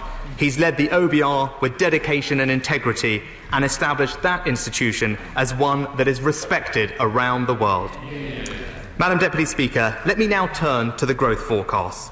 Since the OBR closed their forecast, it has become clear that the spread of coronavirus will have a significant impact on our economy in the coming quarters. But given that the nature of the shock is temporary, I still want to set out for the House the OBR's judgment on the economy over the medium term. Even before coronavirus hit, we were facing a slowing world economy. There has been, across developed economies, including here in the UK, a decade-long slowdown in productivity. This, combined with the political uncertainty of the last 3 years, which affected business investment in particular, has led the OBR to downgrade our productivity over the forecast period and to slightly reduce GDP growth compared to the March 2019 forecast. But while the world may slow down, we will act here with a response that is brave and bold, taking decisions now for our future prosperity. We are investing in world-class infrastructure and to lead the world in the industries and technologies of the future. The central judgment I am making today is to fund an additional £175 billion over the next 5 years for our future prosperity. The OBR have said that as a direct result of the plans that I'm announcing, growth over the next 2 years will be half a percentage point higher than it otherwise would have been. For the benefit of the House, the GDP forecast, without fully accounting for the impact of coronavirus, would have led to growth of 1.1% in 2020, 1.8% in 2021, then 1.5%, 1.3% and 1.4% in the following years. And today, the OBR have made an estimate they've never made before. They have said, in their words, that today's large planned increase in public investment should boost potential output too. If future governments have the same determination to continue our approach, the UK's long-term productivity will increase by 2.5%. The OBR have confidence in the long-term future of our economy, and so do I. Madam Deputy Speaker, more investment and higher growth mean more jobs and higher wages. We already have more people working in our economy than ever before. Women's employment is at a record high, and since 2010, full-time weekly wages have grown faster in every region and nation of the UK than they have in London. The OBR expect 500,000 people more will be in work by 2025. Wages are expected to grow in real terms in every year of the forecast period. The story of this government has been the story of a national jobs miracle. And Madam Deputy Speaker, given the last few weeks I've had, I'm all in favour of jobs miracles. On inflation, the OBR forecasts 1.4% this year, increasing to 1.8% next year, and then for the rest of the forecast period remaining on or around target. And I'm sure the whole House will join me in taking the opportunity to thank Mark Carney, the Governor of the Bank of England, for his 7 years of dedicated public service. We congratulate him on his new role as Finance Advisor for COP26 and welcome his successor, Andrew Bailey, who takes up his post on Monday. Madam Deputy Speaker, let me now turn to the fiscal forecasts. The economic impacts of coronavirus remind us of the importance of fiscal responsibility. Our public finances are strong, with the deficit down from 10% in 2010 to less than 2% last year. Our economy is well prepared for the future, and it's well prepared because of 10 years of Conservative-led governments and Conservative chancellors. And I too will always act responsibly with the nation's finances. But it is important that we update our fiscal framework to remain at the leading edge of international best practice. Our economic security depends on maintaining the following principles: low and stable inflation delivering price stability, fiscal sustainability, and independent, effective institutions like the Bank of England and the OBR. These features of our framework will always be protected. But there is a live global debate about what our low interest rate environment means for fiscal strategy, about the case for fiscal policy to play a more active role in stabilising the economy, and about the best ways to measure productivity-enhancing investment in the economy, such as human capital or measuring value on the public balance sheet. So I want to take time to consider these questions over the coming months, so that our fiscal framework allows us to make the right long-term decisions for our economic security and prosperity. I will review the fiscal framework, consulting widely with a range of experts, and will report back in the autumn if I conclude that any changes are necessary. But at the same time, credibility comes as much from what we do as what we say. We were elected on a manifesto that promised to meet a specific set of fiscal rules. Today's budget is about delivering our promises. And that's why, despite the speculation, today's budget is delivered not just within the fiscal rules in our manifesto, but with room to spare. And I'm setting the amount the government will spend for the rest of this Parliament within those rules as well. Today, the OBR report a current budget surplus in every one of the next 5 years. And in the target year of 22-23, we have fiscal space of nearly £12 billion. The OBR forecasts that borrowing will increase slightly from 2.1% of GDP in 1920 to 2.4% in 2021, 2.8% in 21-22. It then falls to 2.5%, 2.4% and 2.2% in the following years.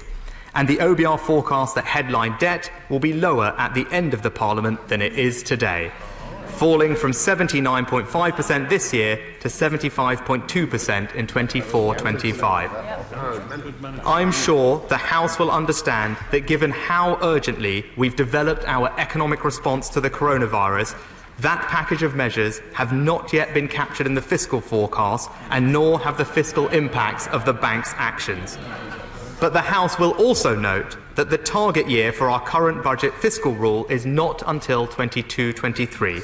So even within our current framework, I have the flexibility to act as required over the next 2 years. Madam Deputy Speaker, as we enter a period of challenge, we start from a position of strength. The economy growing, more jobs, higher wages, stable inflation, sound public finances. We promise to manage our economies responsibly. We're getting it done. Madam Deputy Speaker, this budget responds at scale to the immediate threat of coronavirus, and it reports on an economy whose foundations are strong. It is a budget that provides for security today, but let me now outline our plan for prosperity tomorrow. This is the first budget of a new decade, the first in almost 50 years outside the European Union, and the first of this new government. At the election, we said we needed to be one nation. While talent is evenly spread, opportunity is not, and we need to fix that. This is a budget that will deliver on our promises to the British people, and it is the budget of a government that gets things done. We promised to get Brexit done, and we got it done. We promised to let hard-working families keep more of what they earn. This budget gets it done.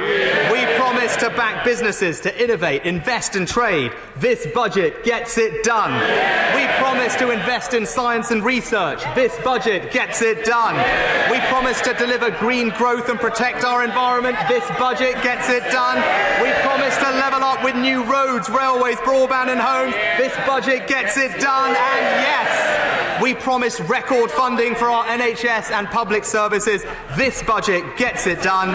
This government delivers its promises and gets things done. Madam Deputy Speaker, our plan for prosperity starts immediately by putting more money in people's pockets. It was a Conservative government that in 2016 introduced the national living wage, giving Britain's lowest paid workers the biggest pay rise in 20 years. And in just 3 weeks' time, around 2 million workers will see their wage rise again by 6.2%. For a full-time worker, that's a pay rise of almost £1,000. That is the biggest cash increase ever. But we've promised to go further. Today, we're publishing a new remit for the Independent Low Pay Commission. They now have a formal target that as long as economic conditions allow, by 2024, the national living wage will reach 2/3 of median earnings. On current forecasts, that means a living wage of over £10.50 an hour. We promised to end low pay. We're getting it done. And as people earn more, we'll also cut taxes on their wages. I'm increasing in just 4 weeks' time the national insurance threshold from £8,632 to £9,500. That's a tax cut for 31 million people, saving a typical employee over £100. And taken together, our changes to the national living wage, income tax and now national insurance mean that someone working full-time on the minimum wage will be more than £5,200 better off than in 2010. The Conservatives, the real Workers' Party. I can also confirm, now that we've left the EU, that I will abolish the tampon tax. From January next year, there will be no VAT whatsoever on women's sanitary products. And I congratulate all members and right honourable members who campaigned for this, including the former member for Dewsbury who led the charge. Now let me turn to duties. Scotch whisky is a crucial industry and our largest food and drink export. My Scottish Conservative colleagues, including my honourable friend, the member for Moray, have highlighted to me the impact that the recent US tariffs are having. We will continue to lobby the US government to remove these harmful tariffs. But in the meantime, I'm announcing today £1 million of support to promote Scottish food and drink overseas and £10 million of new R&D funding to help distilleries go green. And to further support the industry, I can also announce that this year the planned increase in spirits duty will be cancelled. Madam Deputy Speaker, pubs are at the centre of community life.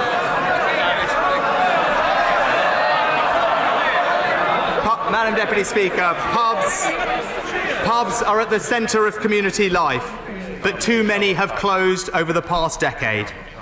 We're already promised to introduce a business rates pubs discount of £1,000 for small pubs, but I've heard calls from many honourable and right honourable members, including my honourable friend, the member for Dudley South, that we need to do more, especially given the possible impact of coronavirus on our pubs.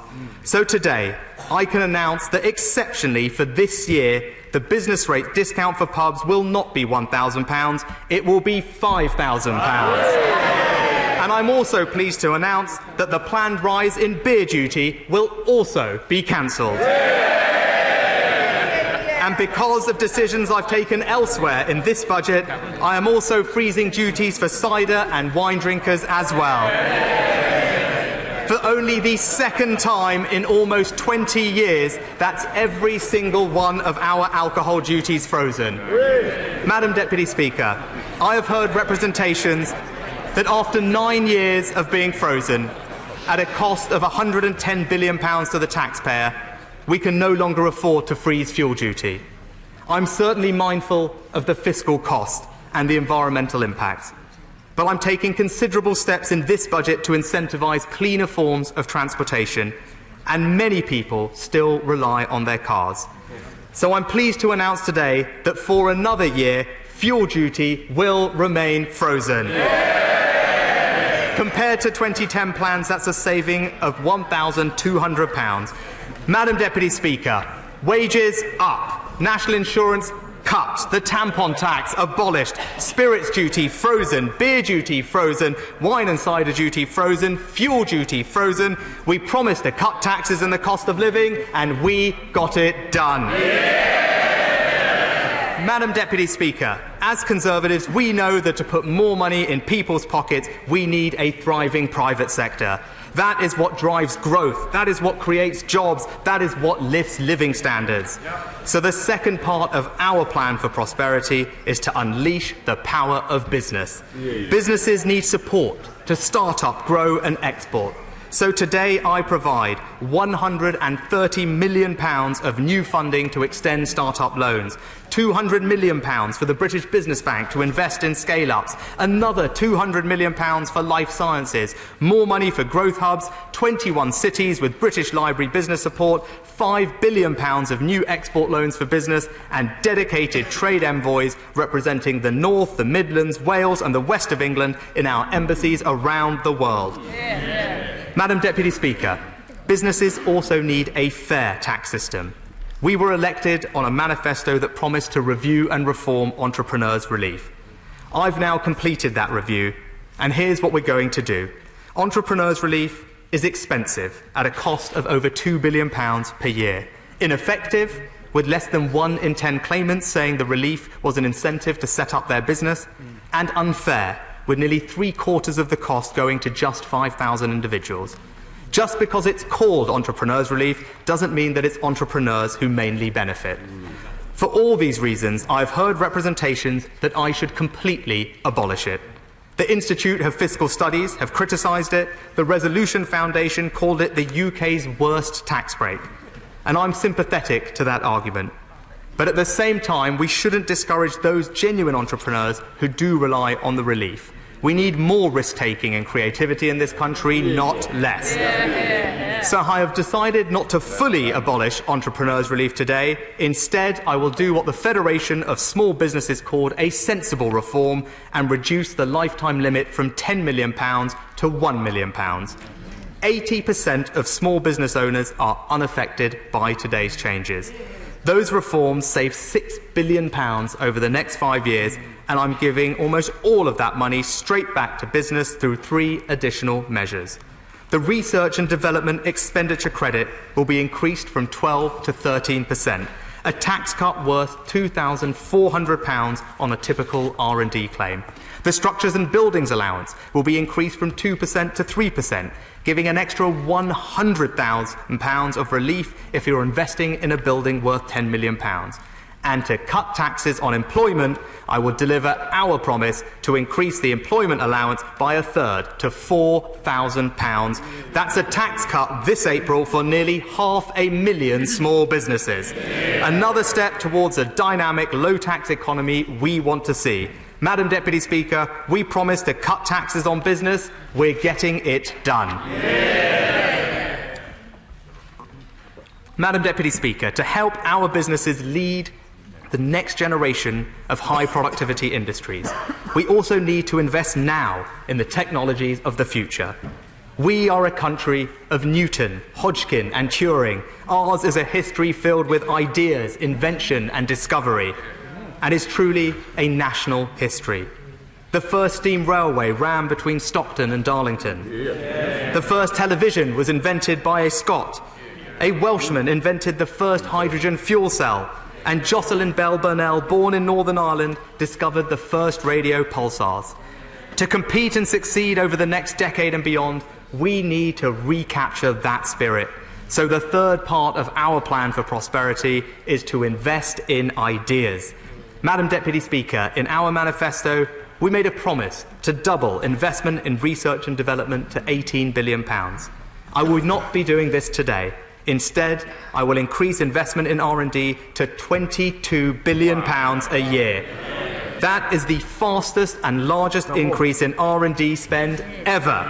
As a percentage of GDP, it will be the highest in nearly 40 years, higher than the US, China, France and Japan, and a major step towards our target of increasing public and private investment in R&D to 2.4% of GDP.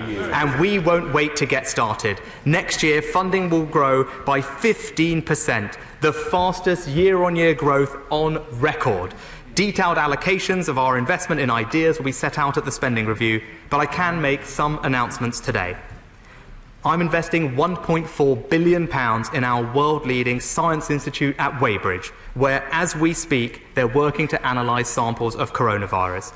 To secure our leadership in the technologies of the future, I'm investing over £900 million in nuclear fusion, space and electric vehicles. And as we invest in ideas, we're also changing the way we fund science in this country. I can confirm that we will invest at least £800 million in a new Blue Skies funding agency here in the UK, modelled on the extraordinary ARPA in the US. And as we invest in ideas, we're also changing where we fund science in this country.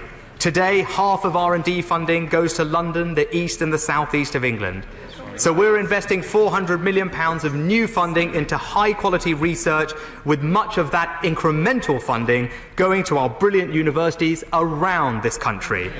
We promise to make this country one of the scientific research centres of the world. We're getting it done. Madam Deputy Speaker, there can be no lasting prosperity for our people if we do not protect our planet.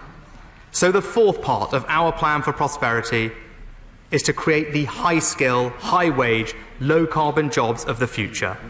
To level up with completely new industries in our regions and nations. To raise our productivity and lift our quality of life even as we cut our emissions. The Treasury's Net Zero review will set out the government's strategic choices ahead of COP26 later this year. Today's budget takes the first steps. First, we will increase taxes on pollution. Electricity is now a cleaner energy form than gas, but our climate change levy, paid by companies, taxes electricity at a higher rate. So as another step towards equalising the rates and encouraging energy efficiency, from April 2022, I'm freezing the levy on electricity and raising it on gas. I will support the most energy-intensive industries to transition to net zero by extending the Climate Change Agreement Scheme for a further 2 years. To tackle the scourge of plastic waste, we will deliver our manifesto promise to introduce a new plastic packaging tax. From April 2022, we will charge manufacturers and importers £200 per tonne on packaging made of less than 30% recycled plastic. That will increase the use of recycled plastic in packaging by 40%. equal to carbon savings of nearly 200,000 tonnes. Let me now turn to red diesel. The red diesel scheme allows selected users to pay duty of just over 11 pence per litre for diesel, compared to almost 58 pence per litre for everyone else. But the sectors using red diesel are some of the biggest contributors to our air quality problem, emitting nearly 10% of the noxious gases polluting the air of our cities like London. This is a tax relief on nearly 14 million tonnes of carbon dioxide every year, the same as the entire population of London and Greater Manchester taking a return flight to New York. It's been a £2.4 billion tax break for pollution that's also hindered the development of cleaner alternatives. So I will abolish the tax relief for most sectors. That's the right thing to do, but I recognise it will be a big change for some industries. So firstly, this change will not take effect for 2 years, giving businesses time to prepare. Secondly, I have heard the concerns about agriculture, particularly from the NFU rural colleagues, and indeed my right honourable friend, the member for Sherwood.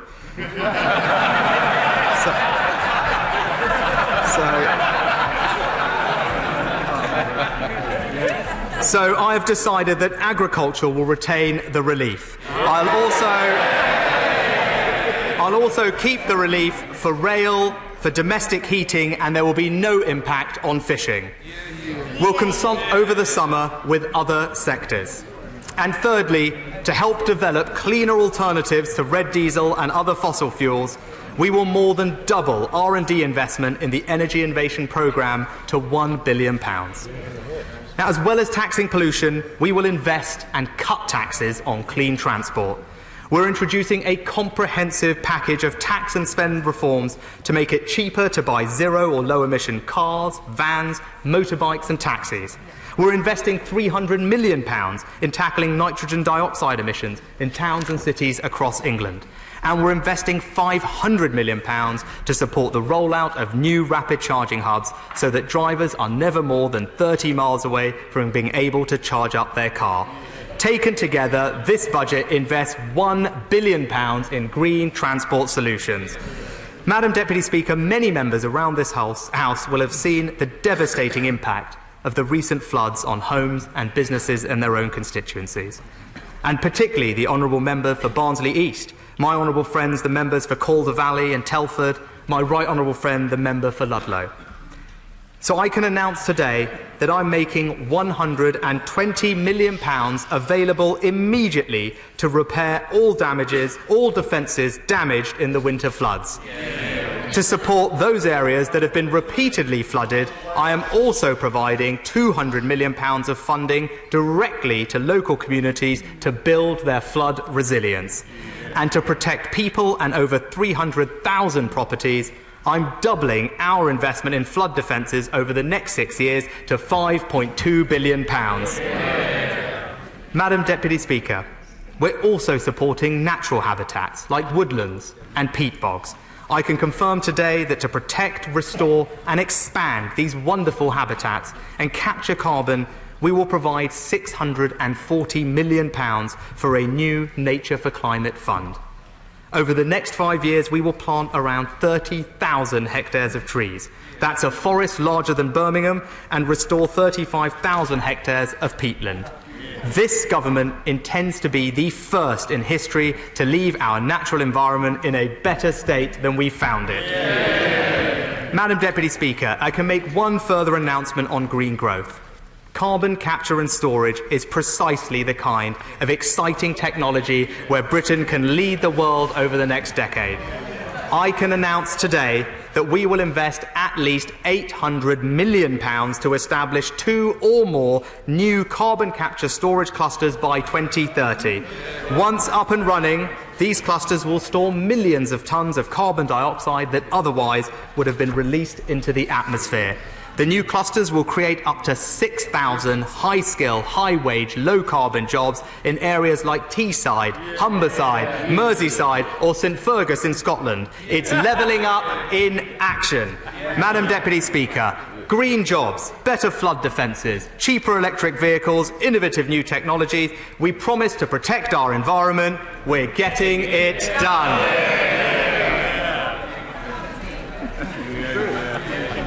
Madam Deputy Speaker, we as a party know that talent is evenly spread in our country, but opportunity is not, and we have to put that right. We need to build the infrastructure that will lay the foundations for a new century of prosperity. We need to grab the opportunity to upgrade, to improve, to enhance, to level up. That starts today with the next part of our plan as we get Britain building. Madam Deputy Speaker, over the next 5 years, we will invest more than £600 billion in our future prosperity. Public net investment will, in real terms, be the highest it's been since 1955.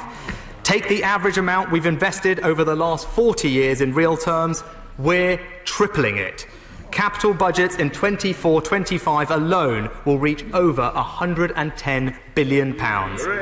I will set out the detailed capital allocations at the spending review, but I'm taking 3 major steps today.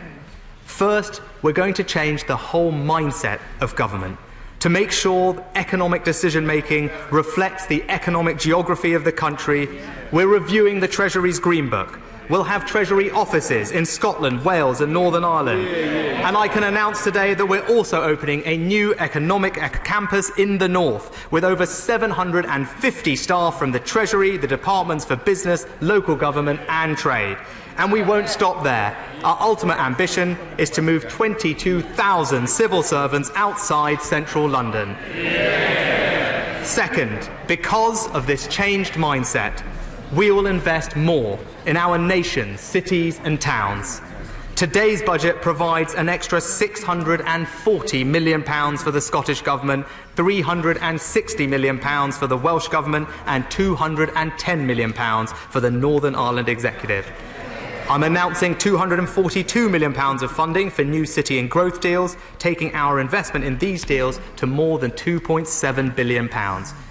We've agreed today a new devolution deal in West Yorkshire with a directly elected mayor for the region. And to make sure that it isn't just Londoners who benefit from the kind of long-term transport deal that helped TfL, I'm announcing today that the new West Yorkshire mayor will, along with the 7 other Metro mayors, get new London-style funding settlements worth £4.2 billion. These settlements are in addition to the Transforming Cities Fund, which will invest over £1 billion in local transport in 12 further cities, including Stoke, Preston, Derby, Nottingham and Southampton. Third, we're going to build broadband, railway, roads. If the country needs it, we will build it. Today's budget provides £5 billion to get gigabit-capable broadband into the hardest-reached places, and £510 million of new investment into the shared rural phone network, which means that in the next 5 years, 4G coverage will reach 95% of our country. And let me thank my right honourable friend, the Culture Secretary, who will get this done. We're also going to build better railways, Madam Deputy Speaker, with spades going into the ground on HS2, our commitment to fund Manchester-Leeds leg of Northern Powerhouse Rail, funding today for a new station at Cambridge South and the Midlands Rail Hub, Darlington Station moving to the next stage of development and approval, and funding to make dozen train stations more accessible. And there's more money for our roads too. Today, I'm announcing the biggest ever investment in strategic roads and motorway, over £27 billion of tarmac. That will pay for work on over 20 connections to ports and airports, over 100 junctions and over 4,000 miles of road. I'm also announcing new investment in local roads alongside a new £2.5 billion pothole fund. That's £500 million every single year, enough to fill by the end of this Parliament 50 million potholes. The details of all these road schemes that I'm funding will be published later today, and I thank my right honourable friend, the Transport Secretary, for all his efforts. Our ambition is truly national. The A417 in the southwest, the A428 in the east, the A46 in the Midlands, unclogging Manchester's arteries, freeing the traffic north of Newcastle, and something my North and Mid Wales colleagues will be particularly pleased to hear: we're protecting beautiful villages in the Welsh borders as we finally build the Pant-Llanelli-Monach bypass. Well done. We promised to get Britain moving, and we're getting it done. There's one more road I'd like to mention. It's one of our most important regional arteries. It is one of those totemic projects symbolising delay and obstruction. Governments have been trying to fix it since the 1980s. Every year, millions of cars crawl along it in traffic, ruining the backdrop to one of our most important historic landmarks. So to the many honourable and right honourable members who have campaigned for this moment, I say this: the A303, this government's going to get it done. Madam Deputy Speaker, today we've announced the biggest programme of public investment ever. £27 billion for strategic roads this Parliament, funding to fill 50 million potholes, new railways, new stations, £5 billion for broadband, a new mayor for West Yorkshire, investment in every region and every nation of our United Kingdom. We promised to get Britain building. This budget is getting it done. Madam Deputy Speaker, only by having a plan for prosperity will we grow the economy. Only by having a growing economy can we invest in our public services. And only by investing in our public services, the people's priority, can we send a clear message to those who rely on them. You are our priority. Our public services are one of the most important tools by which we, the government, can level up and spread opportunity, so that no matter who you are or where you were born, you will have every chance to succeed in our modern dynamic economy. And that starts with education. We've already provided schools with a 3-year settlement worth over £7 billion by 2022. My right honourable friend, the Education Secretary, is taking forward our plans to increase per-pupil funding next year by an average of over 4%. Today, I'm providing every region in the country with funding for specialist 16 to 19 maths schools, £25,000 per year on average for each secondary school to invest in arts activities, £30 million a year to improve PE teaching, and £8 million for the Football Foundation scheme to build new pitches for around 300,000 people to play on. And to support families, I'm providing £2.5 million to fund research into how best to integrate family services, including family hubs championed by my honourable friend, the member for Congleton. Next, I'd like to take the opportunity to pay tribute to my predecessor and friend, the right honourable member for Bromsgrove. One of the issues he is most passionate about is levelling up further education. At the spending round, he increased funding for 16 to 19 education by £400 million. Today, I can secure his legacy with £1.5 billion of new capital over 5 years to dramatically improve the condition of our entire FE College estate. My predecessor wanted to level up further education. Saj, we're getting it done. Madam Deputy Speaker, I have one final education announcement. I've talked today about Britain being the country of scientists, inventors and engineers. But we're also the country of Shakespeare, Austen and Dahl.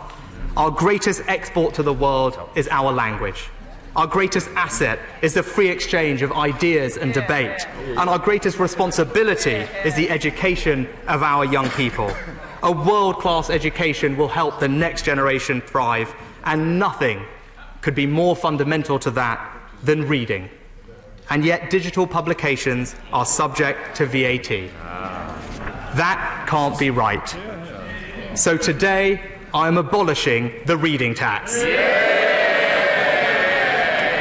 From the 1st of December, just in time for Christmas, books, newspapers, magazines or academic journals, however they are read, will have no VAT charge whatsoever. There will be no VAT on historical fiction by Hilary Mantel, manuals or textbooks like Gray's Anatomy, or indeed works of fantasy like John MacDonald's Economics for the Many.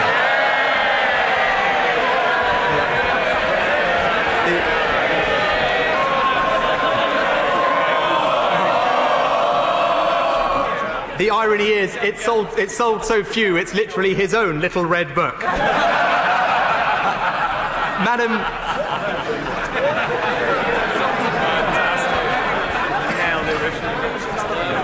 Madam Deputy Speaker, our second priority is to make sure people have affordable and safe housing.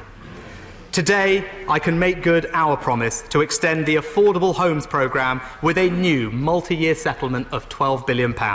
This will be the largest cash investment in affordable housing in a decade. To support local authorities to invest in their communities, I'm cutting interest rates on lending for social housing by 1 percentage point, making available more than £1 billion of discounted loans for local infrastructure and consulting on the future of the Public Works Loan Board. I'm confirming nearly £1.1 billion of allocations from the Housing Infrastructure Fund to build nearly 70,000 homes in areas of high demand across our country. A new £400 million fund for ambitious mayors like Andy Street in the West Midlands to build on brownfield sites. And tomorrow, my right honourable friend, the Housing Secretary, will set out for the House comprehensive reforms to bring our planning system into the 21st century. But the housing challenge is most acutely felt by those with no home at all.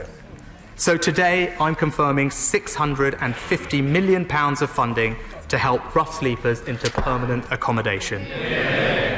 That will buy up to 6,000 new places for people to live, enable a step change in support services, and help us meet our promise to end rough sleeping in this Parliament. And to fund those rough sleeping measures, I'm confirming today that our manifesto promise to introduce a new stamp duty surcharge for non-UK residents will be introduced at a rate of 2% from April 2021. Madam Deputy Speaker, I have one further measure to announce on housing. 2.5 years on, we're still grappling with the tragic legacy of Grenfell. Last year, we allocated £600 million to remove unsafe aluminium composite material, or ACM, from high-rise residential buildings. Today, I go further. Expert advice is clear that new public funding must concentrate on removing unsafe materials from high-rise residential buildings. So today, I am creating a new building safety fund worth £1 billion. That is what the experts have called for. That is what the Select Committee has called for. That is even what the opposition have called for. That new fund will go beyond dealing with ACM to make sure that all unsafe combustible cladding will be removed from every private and social residential building above 18 metres high. And my right honourable friend, the Housing Secretary, will spearhead our efforts to make sure developers and building owners do their fair share as well. Madam Deputy Speaker, there is no more cherished public service than our NHS. Whatever resources the NHS needs to deal with coronavirus, it will get. We all benefit from a thriving health service, so it is right that we ask everyone to contribute. Business benefits from our NHS. So as promised in our manifesto, the corporation tax rate will not be cut this year, but will remain at 19%, still the lowest rate in the G20. Migrants benefit from our NHS, and we all want them to do so. But it's right that what people get out, they also put in. There is a surcharge already, but it doesn't properly reflect the benefits that people receive. So as we promised in our manifesto, we are increasing the immigration health surcharge to £624 with a discounted rate for children. To raise further funds for the NHS, I'm announcing a package of measures today to clamp down on aggressive tax avoidance, evasion and non-compliance, including extra funding for HMRC to secure £4.4 billion of additional revenue. And those extra contributions allow me to take 3 further steps to support our health services. First, mental health support can be critical for many people, and particularly for our veterans. Thanks to the campaigning from my honourable friend, the member for Wolverhampton South West, and my right honourable friend, the member for Harwich and North Essex, I will be supporting veterans with mental health needs with a £10 million donation to the Armed Forces Covenant Fund Trust. And I'm also confirming today that to encourage employers to provide veterans with job opportunities will introduce a new national insurance relief. Second, I've listened to concerns from all sides of this House that the pensions tax system is preventing doctors from taking on more hours. To significantly reduce the number of people that the tapered annual allowance affects, I am increasing both taper thresholds by £90,000, removing anyone with income below £200,000. Based on their vital work for the NHS, that will take around 98% of consultants and 96% of GPs out of the taper altogether. At the same time, I'm reducing the minimum annual allowance to £4,000, which will only impact those with incomes above £300,000. This is a £2 billion commitment that supports our hard-working doctors. Let me turn now to the overall funding settlement for the NHS. We've already provided the NHS with a record funding increase, £34 billion over 5 years, the biggest cash increase in public services since the Second World War. Today, I can go further. I can announce over £6 billion of new funding in this Parliament to support the NHS. That new money will deliver 50,000 more nurses, 50 million more GP surgery appointments, and work starting on 40 new hospitals. You heard that right, 40 new hospitals. We promised to back the NHS, and this budget gets it done. I have one last point to make about public services. We have now left the EU. We promised to get Brexit done, and we got it done. We promised to regain control of the money we send to Brussels, and for the first time ever, today's OBR forecast shows that the billions of pounds we would have sent to the EU can now be spent on our priorities. Today, I'm launching the next spending review to conclude in July, setting out detailed spending plans for the Parliament. Let me set out for the House our new totals for public spending on public services. The OBR have said that today's budget will be the largest sustained fiscal boost for nearly 30 years. Next year, day-to-day departmental spending will grow at the fastest rate in 15 years. Over the spending review period, it's set to grow at the fastest rate since 2004, an average growth rate in real terms of 2.8%, twice as fast as the economy. That means that by the end of this Parliament, day-to-day spending on public services will be £1 billion higher in cash terms than it is today. More police, safer streets, more nurses, better healthcare, more teachers, better education. Madam Deputy Speaker, the House now knows what the electorate already knows. The Conservatives are the party of public services. Madam Deputy Speaker, we are at the beginning of a new era in this country. We have the freedom and the resources to decide our own future, a future where we unleash the energy, inventiveness and creativity of all the British people, and a future where we look outwards and are confident on the world stage. That starts right now with our world-leading response to the coronavirus. This is a budget delivered in challenging times. We will rise to this moment. We will get through this together. This budget delivers security today, but it also lays the foundations for prosperity tomorrow. This is just the start. Over the next few months, we'll tackle the big issues head-on, from our national infrastructure strategy to social care and further devolution. This is the budget of a government that gets things done. Creating jobs, cutting taxes, keeping the cost of living low, investing in our NHS, investing in our public services, investing in ideas, backing business, protecting our environment, building roads, building railways, building colleges, building houses, building our union.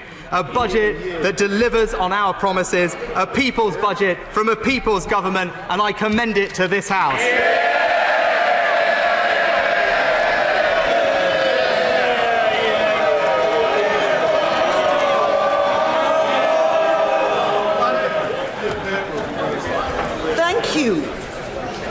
Under Standing Order number 51, the first motion entitled provisional collection of taxes must be decided without debate. Will the Chancellor of the Exchequer please move formally?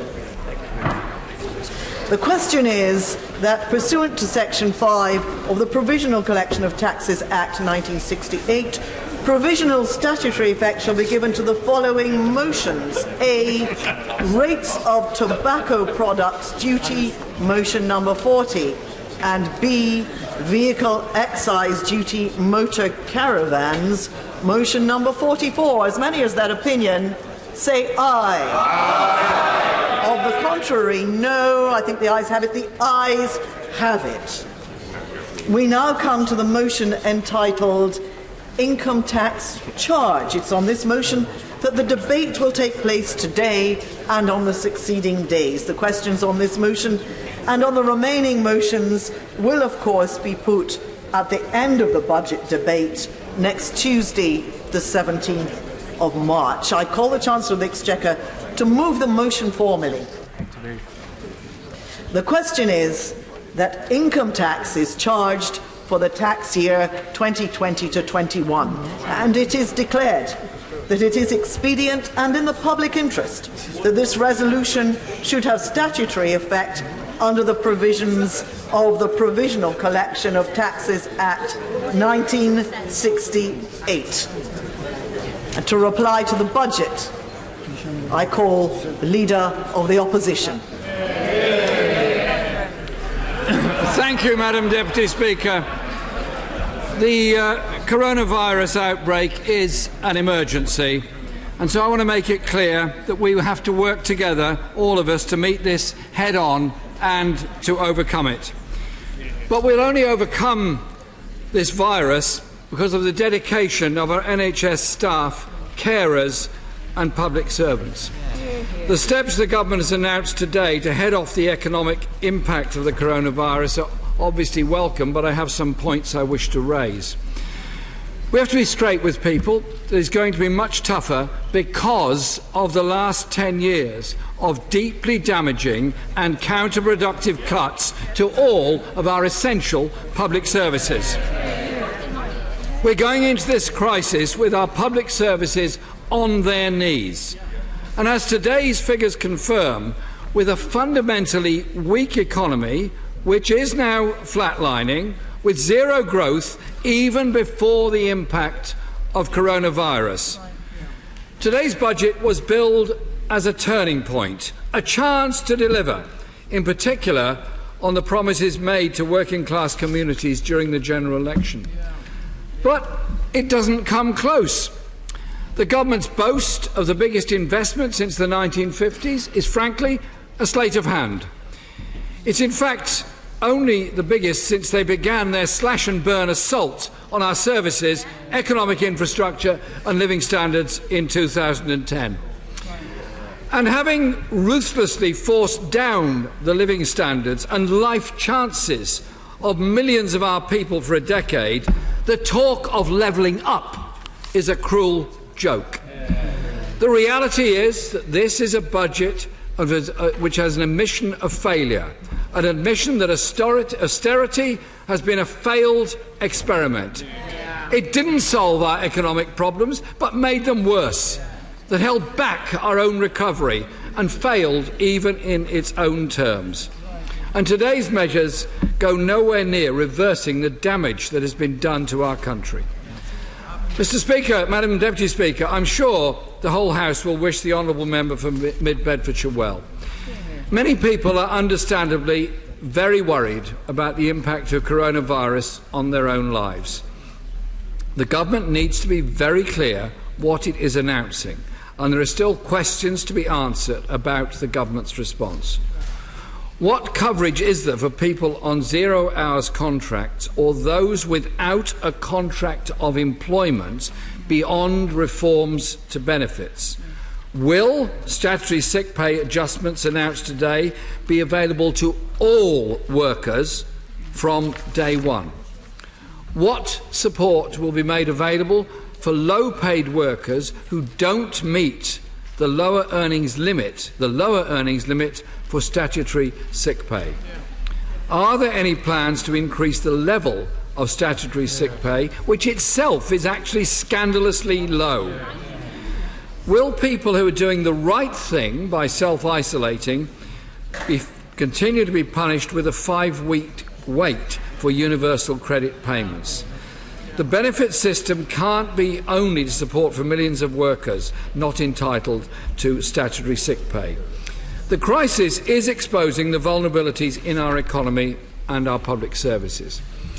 When 17,000 National Health Service beds have been cut, leaving 94% of the remaining beds full, when 100,000 people were forced to wait more than 4 hours on trolleys in A&E departments in January, it's little wonder people worry that the extra money for the health service is too little, too late. We only have a quarter of the intensive care beds per person that Germany has. We don't have enough ventilators to deal with a mass outbreak, or the people with the necessary trained skills to operate those ventilators. Across the National Health Service, there are at this moment 100,000 staff vacancies. And moreover, public health budgets have been slashed by £1 billion in recent years. What an irony. Public health is based on the principle that prevention is better than cure. But this government is providing money only after a serious outbreak is underway. We know that the most vulnerable people to coronavirus are older people. That is when we need a strong social care system. But social care is in crisis. There's an £8 billion funding gap since 2010. Instead of the government presenting a social care plan, which the part-time Prime Minister told us was ready long ago, they're asking the rest of us to come up with ideas. Underpaid care workers, a quarter of them, on 0 hours contracts, travel from house to house to provide care to elderly and sick people. It's a model that could scarcely be better designed to encourage the spread of a virus. So it is vital that the government doesn't wait a few months but comes up now with answers to ensure that care workers do not lose out for staying away from work if they experience the symptoms. Mr. Speaker, the Chancellor shows a lot of brass neck when he boasts that measures to deal with coronavirus are only possible because of his party's management of the economy. Look outside.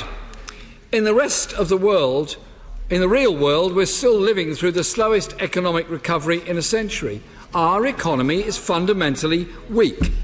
ONS figures out today show the economy is not growing. Growth was 0.0% in the 3 months to January. 0.0% in the 3 months to the end of January. The Prime Minister might find this funny. Those struggling don't. Future growth has been downgraded yet again, from 1.4% to 1.1% this year, and that is before coronavirus has been taken into account. We have stalling productivity, flatlining business investment, and wages of only just scraped past pre-crisis levels. None of this can be blamed on coronavirus, and it isn't all because of Brexit either. It's because they have failed on the economy. That failure has left us the most regionally unequal country in Europe. Investment spending per head in London is currently more than double that of the East Midlands. And now they talk about levelling up. But who pushed huge swathes of our country so low in the first place? It's Conservative governments that have starved the country of investment over the last 10 years, resulting in a £192 billion hole in infrastructure spending. What has that meant for people? It's meant bus services have been cut. There is patchy access to broadband. Homes and businesses ruined because of inadequate flood defences. The Chancellor expects plaudits for half-filling the investment hole his party created in the first place. Amid a blizzard of hype, he's claiming today marks the biggest capital injection since the 1950s. But, Mr. Speaker, this is actually all smoke and mirrors. As a percentage of GDP, it only returns us to the levels we had before the Conservatives slashed investment so drastically in 2010. Given the challenge of the coronavirus crisis, we need a far-reaching reaction to strengthen and stabilise our economy and ensure we are in the strongest position possible to navigate the transition to new relationships with the EU and a post-Brexit economy and the trade deals that will enable that to happen. If the government truly wanted to level up after Brexit, there is only one thing they should be doing above all else: a green industrial revolution. They would have a plan to kickstart new green industries and create skilled jobs all across our country. The climate emergency threatens our very existence. It demands we mobilise our resources on a massive scale. The environmental measures announced by the Chancellor today get nowhere near that. The government has maintained the freeze on fuel duty without lowering bus and rail fares, showing complacency about the climate emergency. Young people especially will be dismayed at the lack of urgency to reduce our emissions. They rightly see this as the Conservatives once again putting the profits of big polluters and oil companies above people's safety and well-being. And when the Chancellor announced with such aplomb a huge investment in road building across the country, where is the environmental impact assessment being made of that policy, or the increased pollution that will come from increased car use and traffic across this country? Mr. Speaker, Madam Deputy Speaker, today's budget confirms that austerity has not worked, even in its own terms. We've had a decade of decline.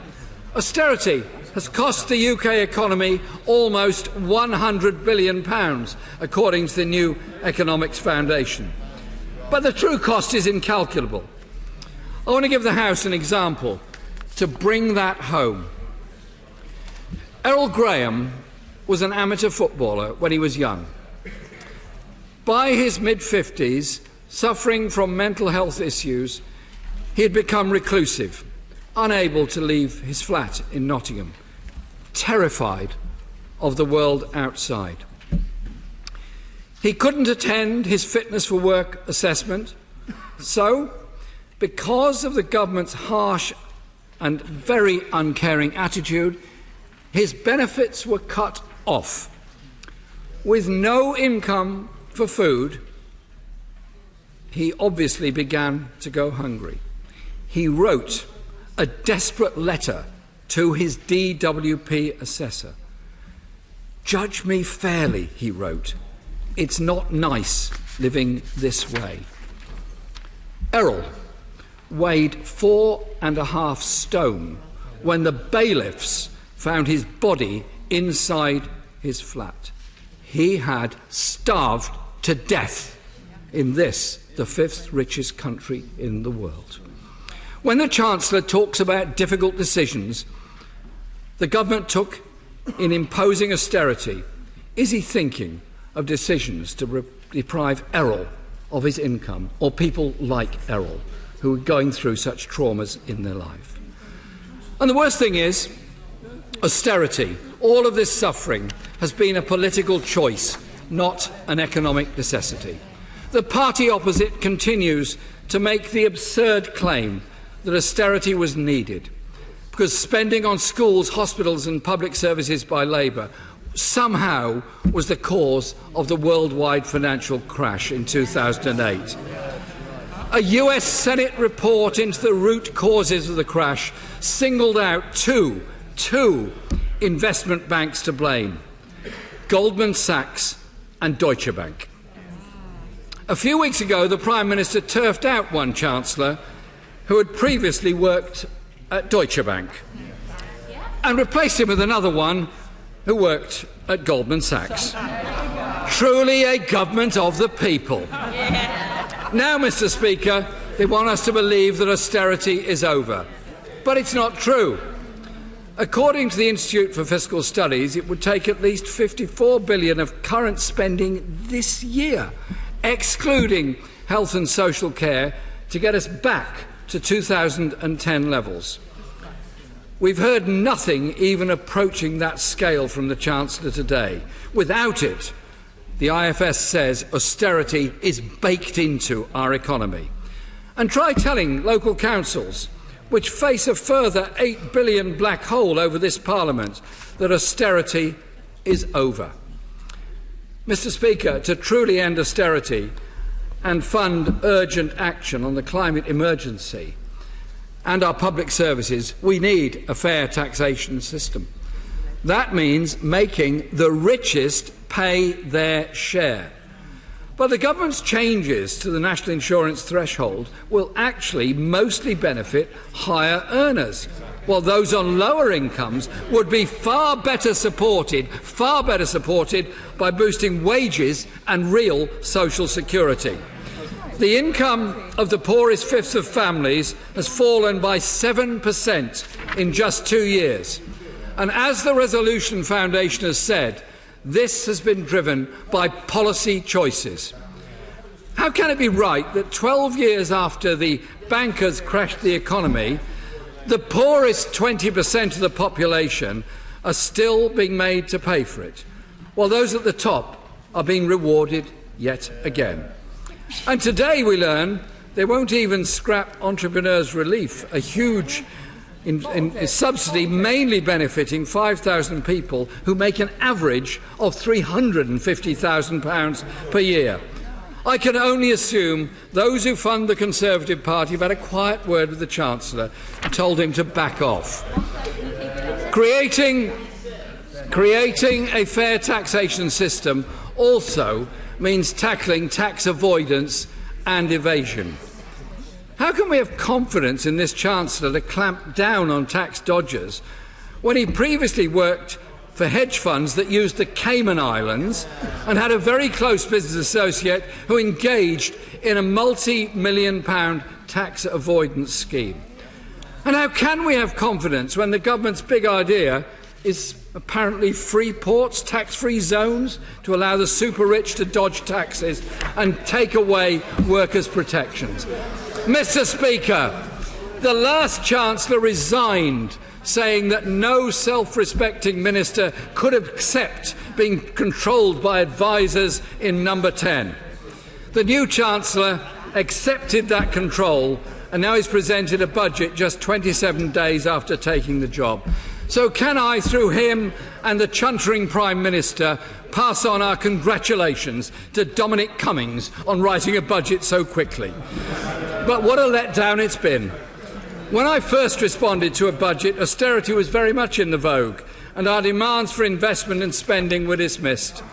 The terrain of public debate has shifted dramatically in just a few years, but there's a gaping chasm between the rhetoric of the Conservative Party have adopted and the reality of what they delivered. Because the Conservative Party, whatever they say, will never stand up for working class communities. They will always put the interests of their wealthy friends first. The reality of today's announcements will become clear, and the hard sell and the spin will fade away, and this budget will then be seen to be a lost opportunity, a failure of ambition and a bitter disappointment to all those people who had been promised so much. But from what we've heard today, they're actually going to see very, very little. Order. Call the Chairman of the Treasury Select Committee, Mel Strite. Thank you, Madam Deputy Speaker. There is no doubt, Madam Deputy Speaker, that this budget has been framed against one of the most challenging moments in this country's economic history. And it is true, as the Chancellor has set out, that there are many fundamentals of our economy that are strong. Record levels of employment, the lowest level of unemployment since 19... Stop the honourable gentleman, but I will do so in order that people can leave quietly so that the honourable gentleman can be heard. Mel Stride. Madam Deputy Speaker, the lowest level of unemployment since 1974. Inflation low and stable, and real wages rising, and having done so over a period of 2 years. But the Chancellor is equally right to point to the huge challenges that lay ahead. He did not mention, in fact, the trade deal that we are negotiating with the European Union, nor, of course, explicitly the many challenges there will be around accelerating challenges around climate change. But he did quite rightly and substantially focus on the challenge of coronavirus. And these challenges, Madam Deputy Speaker, are often emerging without us having much warning of them. And in fact, if you went back to 2013 and looked then at the appearance of the then newly appointed Governor of the Bank of England, Mark Carney, when he was asked by the Treasury Select Committee what he saw as being the main challenges over the coming years, not one of the three external challenges that I have just presented were mentioned by him. So these things come at us pretty fast and sometimes very unexpected. And I do think that the Chancellor is to be congratulated for having looked very closely at these challenges and come up with some very robust responses. But nonetheless, at the very heart of this budget hangs an important question. Are the fiscal rules that we're working to robust enough, and is the spending and the taxation proposals within this budget that, of course, we will pick over in some detail over the coming hours and days, does that stack up in terms of maintaining our fiscal responsibility that the markets expect of us? Now, I think the Chancellor said that he was fundamentally sticking to the rules that are in the Conservative Party manifesto, and that is to make sure that day-to-day spending is in balance over a horizon of a 3-year period. And I think that the Chancellor suggested that in about 22-23, the headroom around those rules, given the OBR's forecast, would be something of the order of £12 billion. And that, of course, Madam Deputy Speaker, is all well and good. That is a reasonable level of firepower. But he also pointed out that the impacts of the coronavirus, because of the cycle of the budget forecasting by the OBR, which will have had a cut-off of around 2 weeks or more ago, will not actually have fully been taken into account. So I suspect that one of the key questions that we will be putting to the Chancellor of the Exchequer when he appears before our committee this time next week will be to probe the figures around the headroom that it is assumed are present in those particular numbers, and I'd certainly give way to my right honourable friend. But would he not accept that in these very exceptional circumstances the rules have to be flexed for the temporary expenditure on the virus consequences, just as even the EU has said to Italy, where Italy obviously have a very difficult problem? Well, my right honourable friend is absolutely right that we flex the rules to accommodate the circumstances. My point is that when we talk about headroom within our fiscal rules, we have to make sure that the number that we're focused on is indeed as accurate as possible, and it is quite conceivable, given what is happening with coronavirus and the basis and the fact that the OBR actually struck its forecasts some time ago, that that the current forecasts are almost certainly already out of date. I give way to the honourable gentleman. On the OBR figures, once again, of course, showing a downgrade. So doesn't the announcements today in the budget merely mask a decade of failure of economic policy by the British government?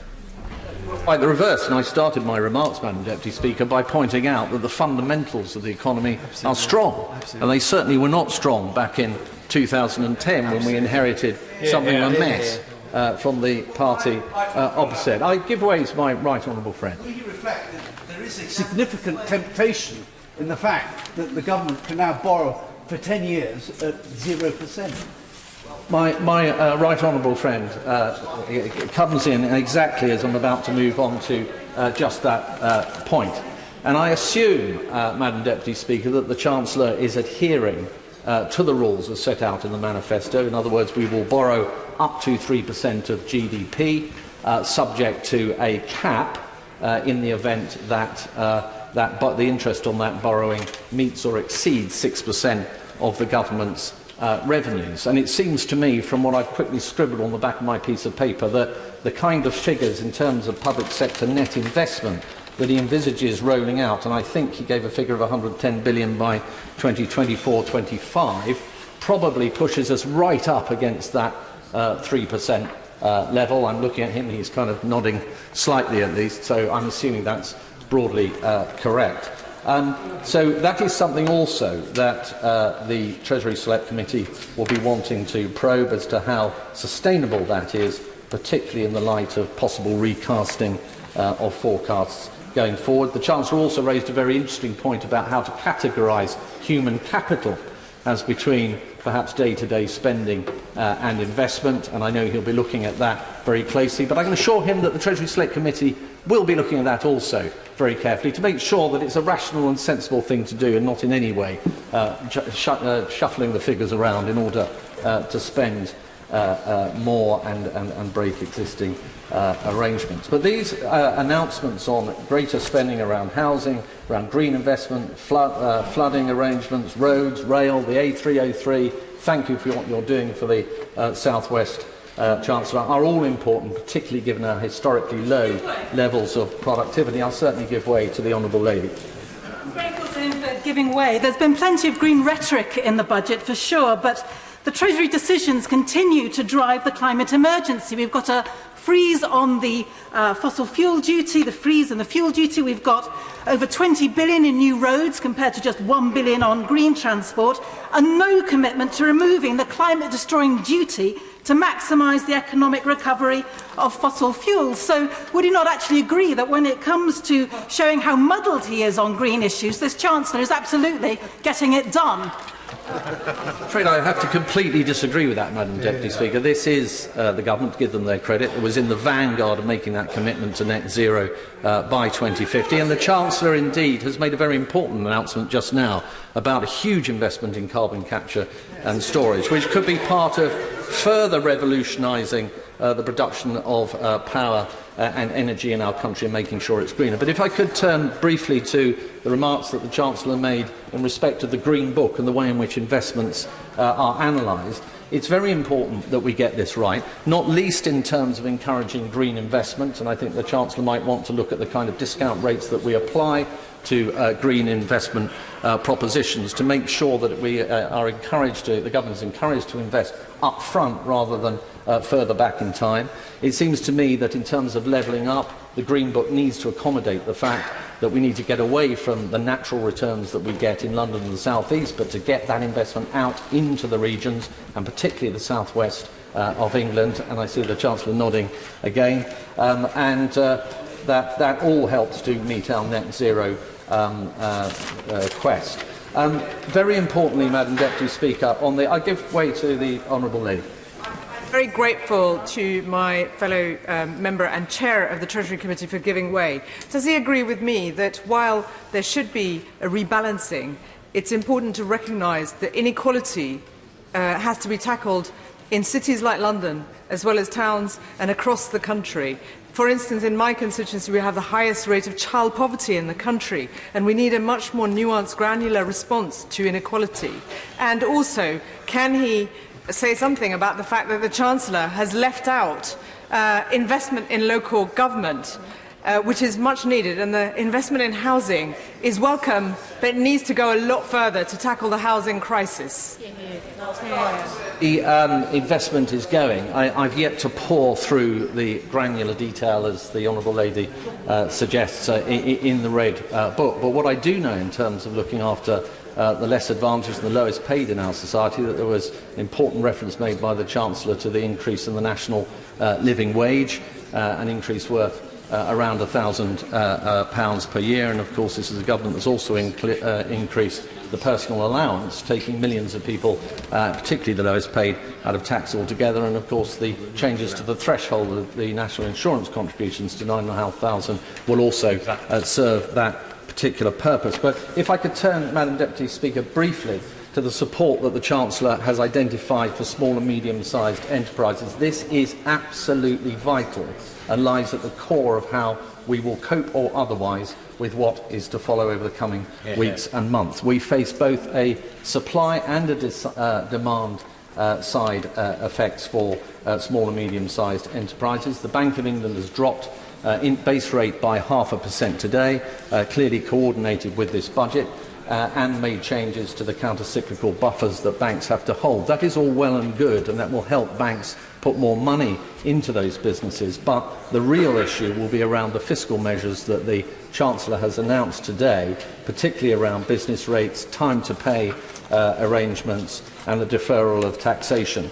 And if I could just say to the Chancellor that I think the committee will particularly look at three aspects here. One is how quickly this help can be got out there, that HMRC is absolutely spring-loaded to make sure that those businesses are aware of what is available, how to take advantage of it as quickly as possible, and I'm encouraged by his comments about the helpline. Secondly, is it enough support? This needs to be, I'll make a little more progress, needs to be very carefully monitored going forward. And finally, the targeting aspect. There are businesses and in particular sectors out there that are hurting more than others, and we need to make sure that additional help perhaps is provided for them, just as we did in similar circumstances in the 2001 foot and mouth crisis, where it was then the agricultural sector that needed support. We need to recognise there are particular types of businesses in that situation. Can I just end, because I'm conscious of the time that I've taken, Madam Deputy Speaker, and others will want to come in, just to touch on one specific measure that the Chancellor raised, that of entrepreneurs' relief. I think he has taken a brave step, but he has taken the right step in that respect. He is absolutely right that making the changes that he suggested, the reduction from 10 million to 1 million, is not about beating up on the self-employed or entrepreneurs. It is about making sure that tax reliefs are fit for purpose. And the change, I won't just yet, and the changes that he's made in R&D, tax credits, the increase there, the structures and buildings allowance, more generous treatment, and the employment allowance will be much more meaningful and much more powerful in supporting small businesses than entrepreneur relief ever was. The final point, I'll give way finally to the Honourable Gentleman. And would he not share my concerns that the Chancellor is not doing enough to tackle the problem of the quality of social care, given that he barely mentioned it in the budget statement, and also given that 87 people a day die waiting for the care that they need? This has been very clear and very consistently clear that we will engage with other parties over the issue of social care, and those discussions will occur. My plea across the House, of course, is that people don't seek to take political advantage out of this situation and engage in a constructive manner. But could I finish one final point, which is that the review of business rates, the fundamental review, is most welcome. We know why business rates have generally been there, because they're easy to collect, difficult for tax avoidance to occur, etc., but they are a huge burden on many small and medium-sized enterprises up and down the country. There was no mention in the Chancellor's remarks of the digital services tax, and I hope I can take that to mean that we are going ahead with that. He is nodding. As of literally a short matter of a few weeks, it is right that we do that.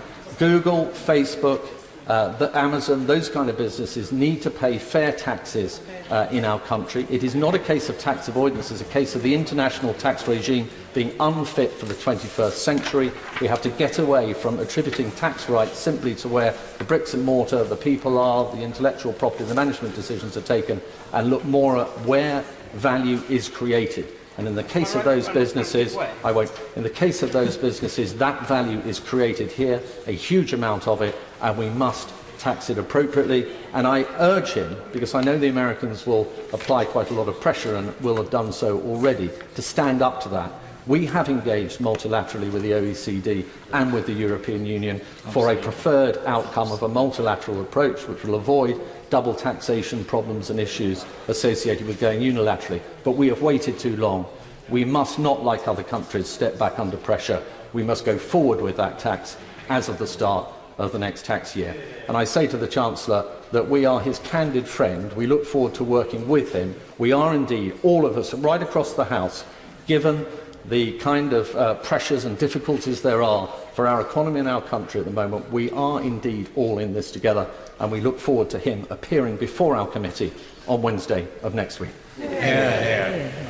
Just before I call the leader of the Scottish National Party, who I remind the House will be heard without interruption, I should warn members who are seeking to catch my eye that there will be an immediate time limit of 10 minutes on speeches from the back benches. That is likely to reduce later in the day, but it will start with 10 minutes. Mr. Ian Blackford. Thank you, Madam Deputy Speaker. Before I begin, can I pass on the best wishes of myself and my colleagues to the members from Mid-Bedfordshire and York Central? I think we're all thinking of them, and indeed all of those that are caught up in this terrible virus. Of course, the scale and the seriousness of the coronavirus demands a collective response. As I said last week, this virus requires all of us to demonstrate calm and practical leadership.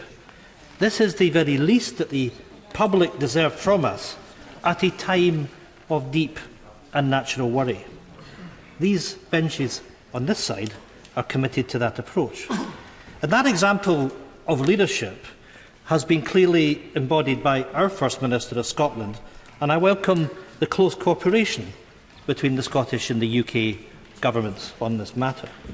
The first priority in dealing with this crisis has to be about maintaining the health of all our people. The scale of the coronavirus has and will put added pressures on the NHS in Scotland and indeed across the United Kingdom. And I would like to take the opportunity to thank all of our NHS staff for everything that they do, but most especially now as they deal with the outbreak of this virus. I welcome that the Chancellor has committed to provide additional funding, but I wonder if he will take an opportunity to tell the House about how much of that additional spending on the coronavirus will come to Scotland. But I would also urge the Chancellor to go further. The SNP Scottish Government has ensured that frontline health spending in Scotland is £136 higher per person than it is in England. Social care funding is £130 per capita higher than it is in England. Matching Scottish per capita NHS spending would provide health services across the UK with the resources, the equipment and the staff it needs now during this crisis and indeed in the longer term. It would also allow Holyrood to increase funding for NHS Scotland by over £4 billion by the end of this Parliament. I will not. We believe that this is the only adequate and prudent response to this unprecedented health crisis. Madam Deputy Speaker, as part of this budget package, we also need to recognise the deep worry people are experiencing around the impact, its consequences on their incomes, on their employment and their rights and benefits. Just as our health response must be led by the best scientific advice, our economic response must be guided by the need for an appropriate fiscal stimulus that ensures that the economy is not tipped into recession. Those who are employed and those who are self-employed need to be aided through the crisis, and I acknowledge many of the measures taken today by the Chancellor to do just that. But, Madam Deputy Speaker, more urgent and more targeted action is also required. In particular, urgent measures are needed to help the tourism and the hospitality industry above and beyond what has been offered today. Industry leaders are already warning of the consequences of the coronavirus, with a raft of booking cancellations and a significant drop in numbers. The SNP is advocating a package of measures, including a temporary drop in the VAT rate to 5% to help businesses reduce their costs. I have also, I can hear the Prime Minister saying we've cut interest rates, but the problem, business rates, but the problem, Prime Minister, is that these businesses are facing a crisis not of their own making. And many of the businesses in my part of the world, in the Highlands of Scotland, come through a fallow period over the winter. And it's not just an issue that they're going to see a reduction in business. In some cases, they're going to be desperately short of cash coming in through the door.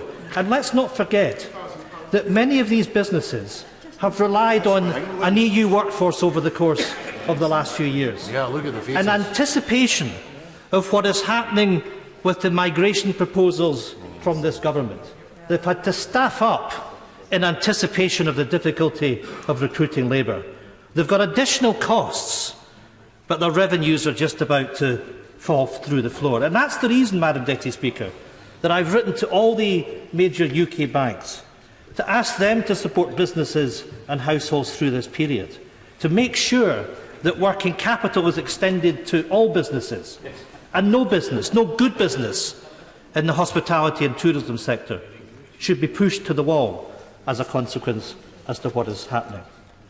Chancellor, a temporary drop in VAT would allow business to weather the storm as people follow public health advice and tourist numbers drop. But let me say, on the basis of the scientific advice that we have today, that Scotland is well and truly open for business, and I encourage people to come and experience the breadth and the depth of our tourist offering. Mr. Speaker, VAT was previously reduced in Ireland, and it helped to boost both employment and tourist numbers. And I would urge the Chancellor in the strongest possible terms to consider a similar policy to help our tourism and hospitality sectors come through this crisis.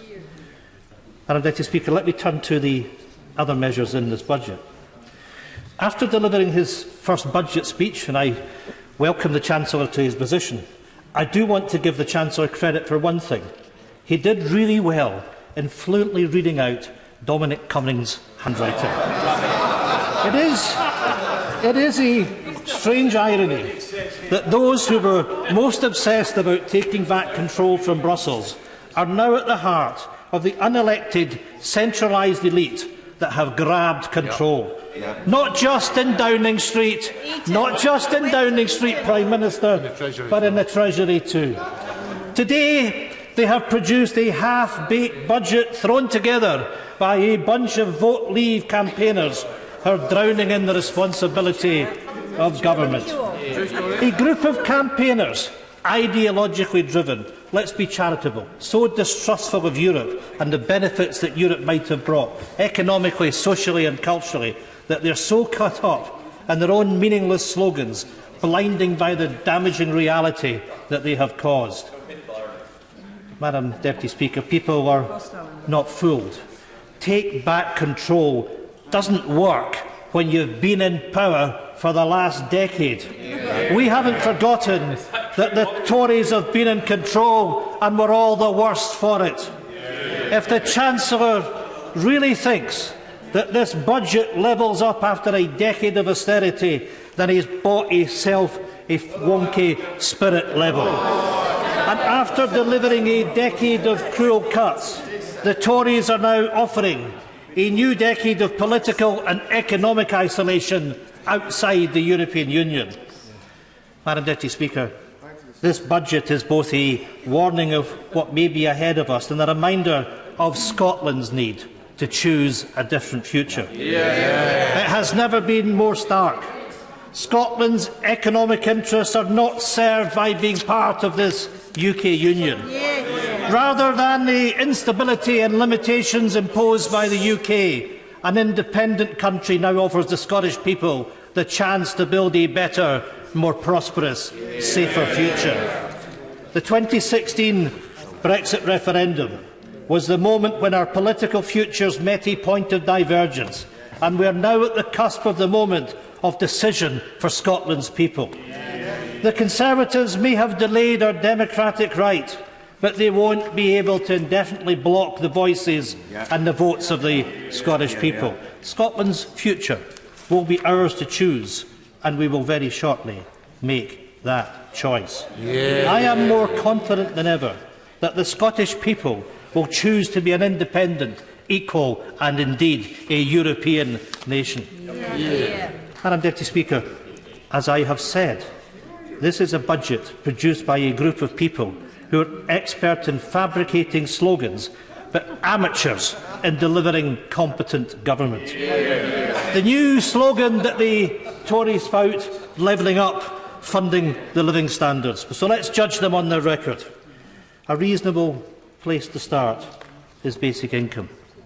The Office of National Statistics recently confirmed that the median income for the poorest 20% fell by 4.3% per year between 2017 and 2019. Since 2010, the Institute of Fiscal Studies analysis shows that the poorest 10% of households have lost an average of 11% of their income. Shocking. Madam Deputy Speaker, £1,200 per year. And those with children, the average loss was up to 20%, £4,000. That's the cost of Tory government to people in Scotland and the United Kingdom. That's the true Tory record. Falling wages, growing hardship. And while the gap between the rich and poor grows, last month the Office of National Statistics revealed that income inequality was as much as 2.4% higher on average than official figures had suggested over the decade since the financial crisis in 2008. This budget doesn't help by failing to implement policies that deal with growing inequality. The Tories still refuse to raise their pretend living wage to the real living wage and refuse to end the age discrimination that penalises our young people. Another reasonable place to judge their levelling up record is on overall public spending. Let's not be fooled by some of the rhetoric in the statement today. Because the reality, Madam Deputy Speaker, since 2010, aside from health spending, the Tories have cut per person spending on public services by a whopping 21%. This budget comes nowhere near either to close or reverse that devastating legacy. By any standard, by any measure, by any objective acknowledgement of fact, this Tory government has failed to level up for anyone, anywhere. And they can't be allowed to hide from these facts, just as they can't be allowed to hide from their legacy.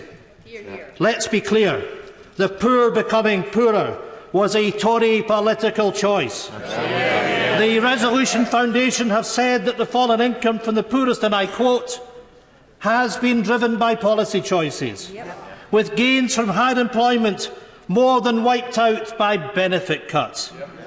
Why did the Conservatives take these political choices? Because, as ever, they were serving their own interests and the interests of those they serve. For them, it's a simple and a cynical calculation. A government which robs Peter to pay Paul can always depend on the support of Paul. As far as the Tories are concerned, everyone else can go whistle. Madam Deputy Speaker, I suppose we shouldn't be surprised. This is a budget advocated by a Prime Minister who previously eulogised, and I quote, "Some measures of inequality is essential for the spirit of envy, like greed, a valuable spur to economic activity." Greed, a valuable spur to economic opportunity. That is the reality of the vision of the Prime Minister. Doesn't sound like a man determined to level up to me. Honeyed words and new slogans in this budget won't change the long and bitter experience of Tory economics. Madam Deputy Speaker, people in Scotland know you can't believe their words, you can't believe their promises, and you can't believe that it will ever, not ever, change. Madam Deputy Speaker, if this really was the great investment budget the Chancellor heralds, then he should have started by paying up the monies that the Tories have been holding back from Scotland for years. I'm grateful to the Scottish Parliament Information Centre. Well, you know, I can hear the Prime Minister talking about grievance. This isn't about grievance. This is about the facts of what a Conservative government has done to the people of Scotland. And the Scottish Parliament Information Centre has confirmed that Scotland is owed around £5.8 billion if the proper Barnett consequentials were applied to the DUP Brexit bung and the additional money since. That's the reality, Madam Deputy Speaker. That's added, of course, to the £175 million still owed to the Scottish Police Authority and the Scottish Fire and Rescue Service. Money that was stolen from our vital public services. Let's be... You know, I hear the honourable gentleman talking about against all the advice. It was the vindictiveness of his government that took these funds from the Scottish public services. That's the reality.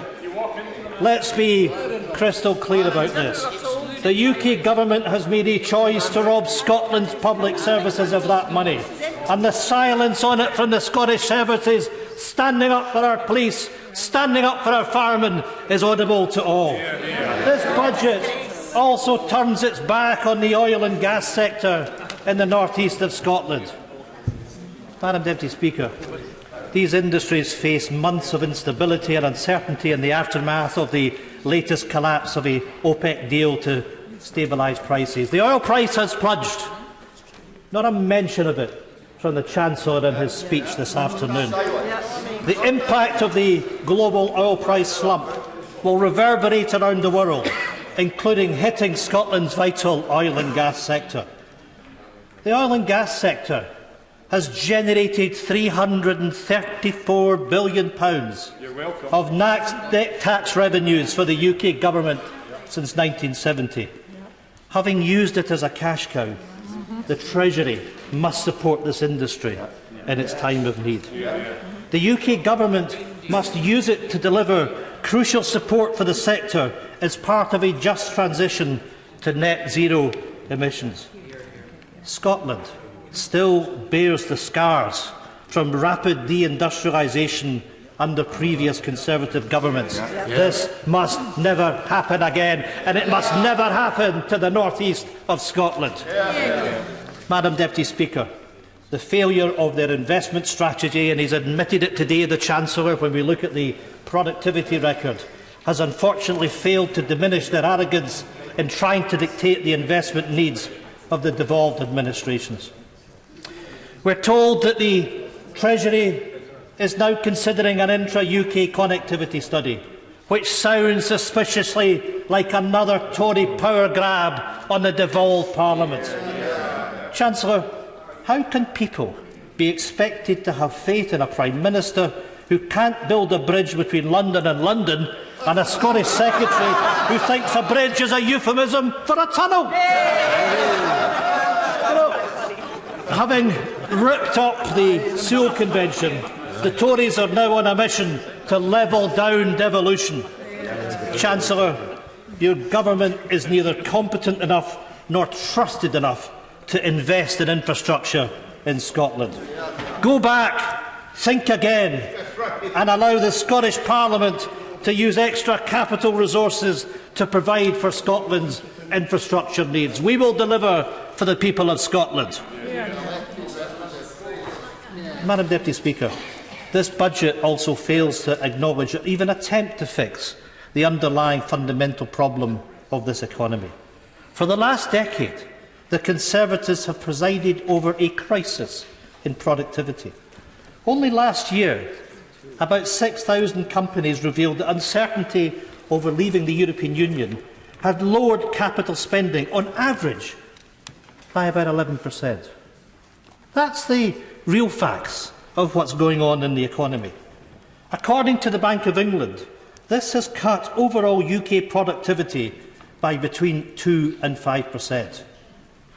A reduction in productivity created and made by the Conservative government in power here. And it has to be said, the overall perception of the UK's productivity isn't helped by a Prime Minister whose own productivity levels downing tools and hiding away whenever the going gets tough. Static productivity growth is a direct consequence of choices made during the financial crisis. The massive quantitative easing splurge in the wake of the crash has shown no real returns on its investment for ordinary workers. It did do one thing, though. A Bank of England analysis of the impact of quantitative easing showed that the 10% of the least wealthy households are only estimated to have seen a marginal increase in their wealth of around £3,000 from 2006 to 2014. £3,000. Madam Deputy Speaker, the wealthiest 10% saw a £350,000 increase. In other words, printing money for the financial services industry only ended up helping those working in the financial services industry. Improved productivity and capital investment for wider society never got a look in. So today I challenge the Chancellor. Will he commit to launching a review into the impact of the bonus culture in financial services and its effect on general economic activity? Madam Deputy Speaker, as I have said, the decade of Tory austerity and the inequality it has inflicted has hit the poorest hardest. These brutal cuts have targeted children and the most disadvantaged. From the benefits freeze, universal credit sanctions, disability assessments, the cruel two-child limit and the rape clause. The list of failed and punishing policies goes on and on. It is a legacy the Tories should be ashamed of, and it is something they should never even have had the basic decency to apologise for. But if the Chancellor is today genuinely serious about looking after those that have been left behind, he can begin to prove it by committing to four things. Will the Chancellor increase the monthly allowance for universal credit and end the benefit cap, increase benefits above inflation and restore the lost value from the 4-year freeze? Once and for all, scrap the two-child cap on tax credits and scrap the rape clause. And finally, will he follow the lead of the Scottish Government and bring in a similar child payment scheme that has lifted 30,000 of our children out of poverty? If the Chancellor can't commit to these four basic measures, measures that would reduce poverty and bring compassion into the social security system, then his words and the promises of levelling up will be shown to be hollow. The devastating Tory legacy on social security has especially hit pensioners, who still receive the lowest state pension in the developed world, according to the OECD. Not alone that they have been denied their full rights. I am proud that the Scottish National Party, with others, have stood shoulder to shoulder with 1950s women since the beginning of their campaign, and we stand with them still. They deserve justice, and it is disgraceful that their plight continues to be ignored by yet another budget. Another Tory attack on pensioners. Another broken promise is, of course, the removal of free TV licences for the over 75s. This will hit 240,000 households in Scotland and 3 million across the United Kingdom. Chancellor, this is your government's responsibility, not the BBC's. It is time to pay up. Stop punishing pensioners and keep the free TV licence for all those over 75. Madam Deputy Speaker, by far the biggest budgetary and economic decision that confronts these islands. I have to say, Madam Deputy Speaker, I find it remarkable. We're talking about some of the poorest in our society, the women that have been denied their pensions. And I can say to the Prime Minister that when I knocked on doors in the election campaign, the number of elderly people that are alarmed by the loss of their TV licence, that's what we get from the Conservatives. They sit and laugh and scoff. It's okay for them. The rest of the population can go and hang. Madam Deputy Speaker, by far the biggest budgetary and economic decision that confronts these islands remains our relationship with the European Union. Whilst we hope the negotiations on our future relationship are ones that can be successfully concluded. All the signs from this Tory government are that instead of cooperation and close relationships, they are heading for divergence and deregulation. The UK government's negotiation mandate all but confirmed this choice. That will mean the future of workers' rights and environmental protection for the shape of our economy and for the nature of our society will be profound. And while this will be of little interest to this Tory government, the impact will be felt most by those who already have the least, the vulnerable and the poor. Scotland will end up paying a heavy price for a future we didn't buy. Our own government's modelling shows that even if the UK government secures a basic free trade agreement, Scottish GDP would be 6.1%, or £9 billion lower by 2030 than if we retained full EU membership. Madam Deputy Speaker, a 6% reduction in GDP. We've already heard from the Chancellor of the impact of a slowing global economy. We've already heard about the impact that the coronavirus may have on us. And yet we have a government that is prepared to crash our economy. We have a government that's prepared to put Scottish workers on the dole. Madam Deputy Speaker, not in our name. Because the harsh reality of that lost GDP, let's put it in cash terms, it amounts to £1,610 per person. A no-deal Brexit, heaven help us, will raise that figure to £12.7 billion, equivalent to £2,300 per person. This Tory government will sacrifice our economic health. And why? Based on ideology, based on the narrow ideology of the Brexit fanboys led by Dominic Cummings, now running the Treasury. Mr. Speaker, as these trade negotiations unfold in the coming months, these numbers are worth reflecting on. Because it's worth reflecting on the fact that the Westminster government is actively choosing to make Scotland's people poorer. It isn't an accident, it's by design. And on top of it, the National Audit Office. Well, you know, I find it remarkable just kind of watching the reaction of the Prime Minister.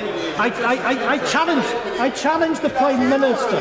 I challenge the Prime Minister to tell me that the figures that I've just given of the impact of a free trade deal or a no-deal Brexit are wrong, because the Prime Minister knows, just as I know, just as we know, that the Scottish economy is going to be harmed by what he wants to do with his trade negotiations. By your own figures. On top of that, the national, the only threat that's faced is by the SNP. Can I just remind the Prime Minister, we've just had an election. He went into the election with the slogan, "Say no to WF2." Well, how did that work? You lost more than half your MPs, Prime Minister. Order. Has the House forgotten that I said that the leader of the Scottish Nationalists would be heard without interruption? But it seems to me that most of the interruption is coming from behind him. I'm protecting the honourable gentleman. Mr. Blackford. Well, I thank you for the advice, Madam Deputy Speaker, but I was simply responding to the chuntering by the Prime Minister. Interrupted indeed. But of course there's all the money that's been spent and still not an ounce of clarity on the UK Shared Prosperity Fund that was supposed to be the great sweetener offered by the Brexiteers. Nothing in the budget from the Chancellor on that. No clarity either for young people and their opportunities to enjoy the right to travel, work and education throughout Europe as part of the Erasmus scheme. Something, Madam Deputy Speaker, that we took for granted. Those rights, those benefits. A programme that around 15,000 people have been involved in through nearly 500 Erasmus Plus projects across Scotland.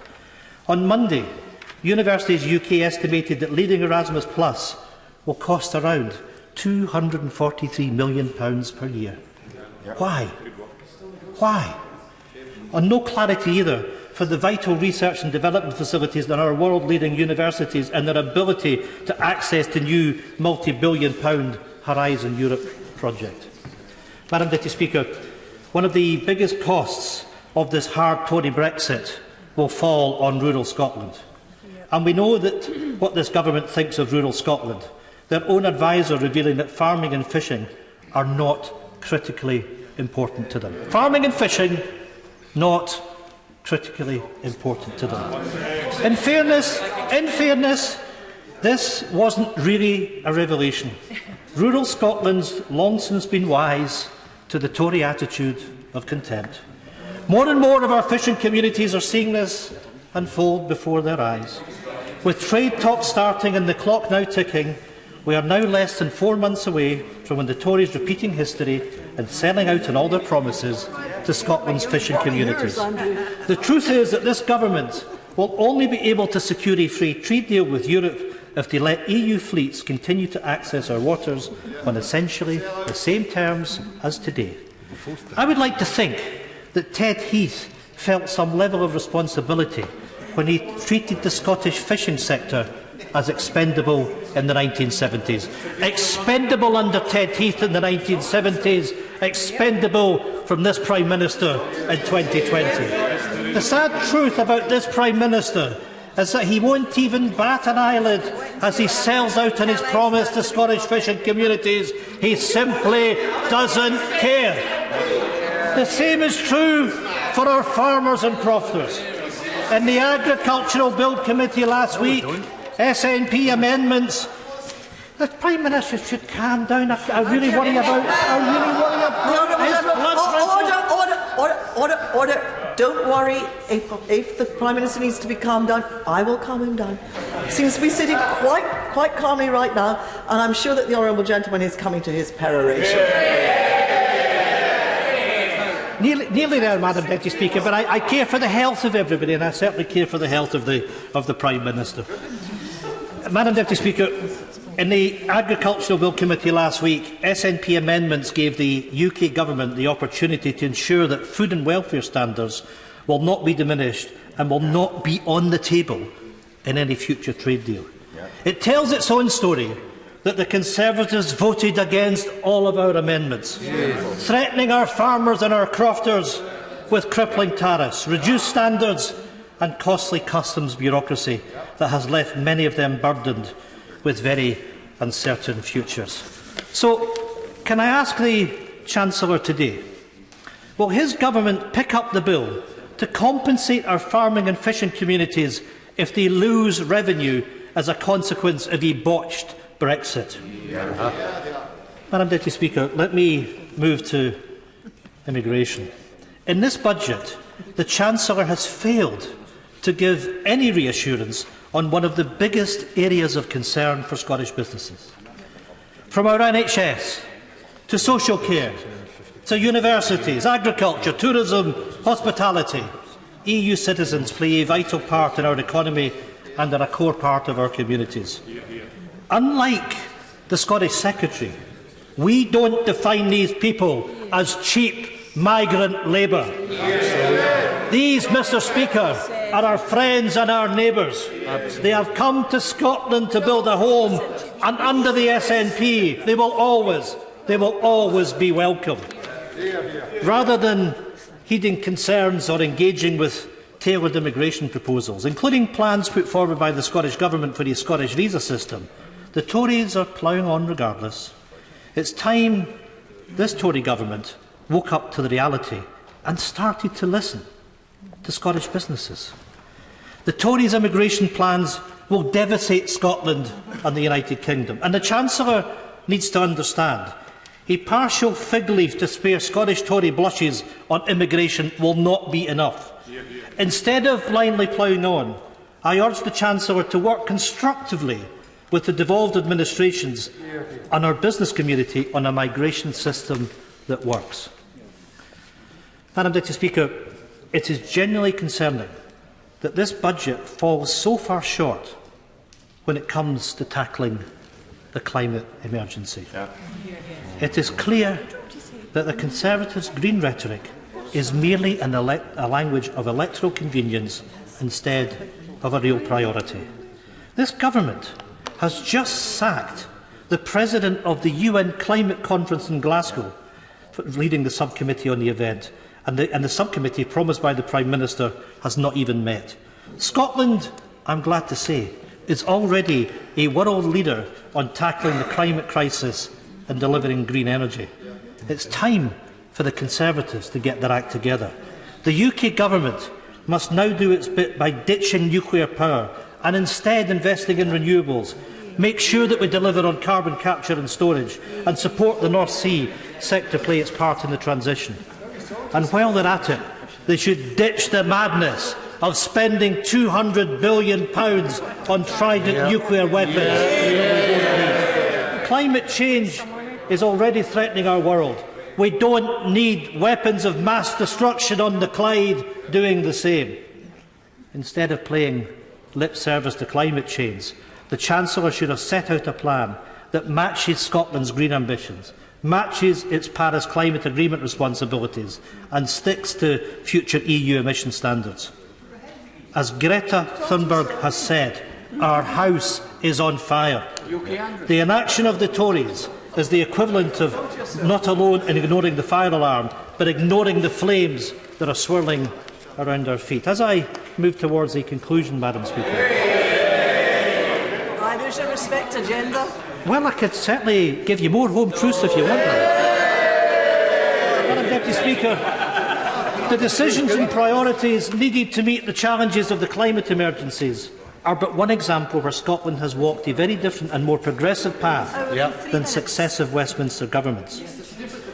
Last week, in the week when International Women's Day fell, my colleague Kate Forbes, the Scottish Finance Secretary, became the first woman to present and pass a budget in our Scottish Parliament. She did this despite dealing with the unprecedented delay in today's UK budget and the fact that the Tories made a £13.9 billion cumulative cut to Holyrood's budget. The Scottish budget was everything that this UK budget is not: ambitious, green, collaborative and compassionate, delivering £1.8 billion of investment in low-carbon infrastructure, progressive income tax rates, free bus travel for our under-19s, record NHS spending, additional funding for Police Scotland, £800 million for 50,000 new homes, a budget that reflects the vision and the values of our people, a budget putting the building blocks in place for a fairer society and making further progress towards a new Scotland, an independent Scotland in the European Union.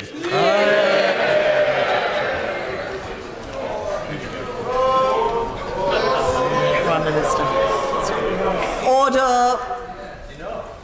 Before I call the Father of the House, I have to put on a time limit of 10 minutes, which is a generous time limit, and as I said earlier, it is likely to be reduced later in the debate, but for now, 10 minutes. Father of the House, Sir Peter Bottomley. I think the most challenging speech after the Chancellor is the one by the Leader of the Opposition, which I think discharged well.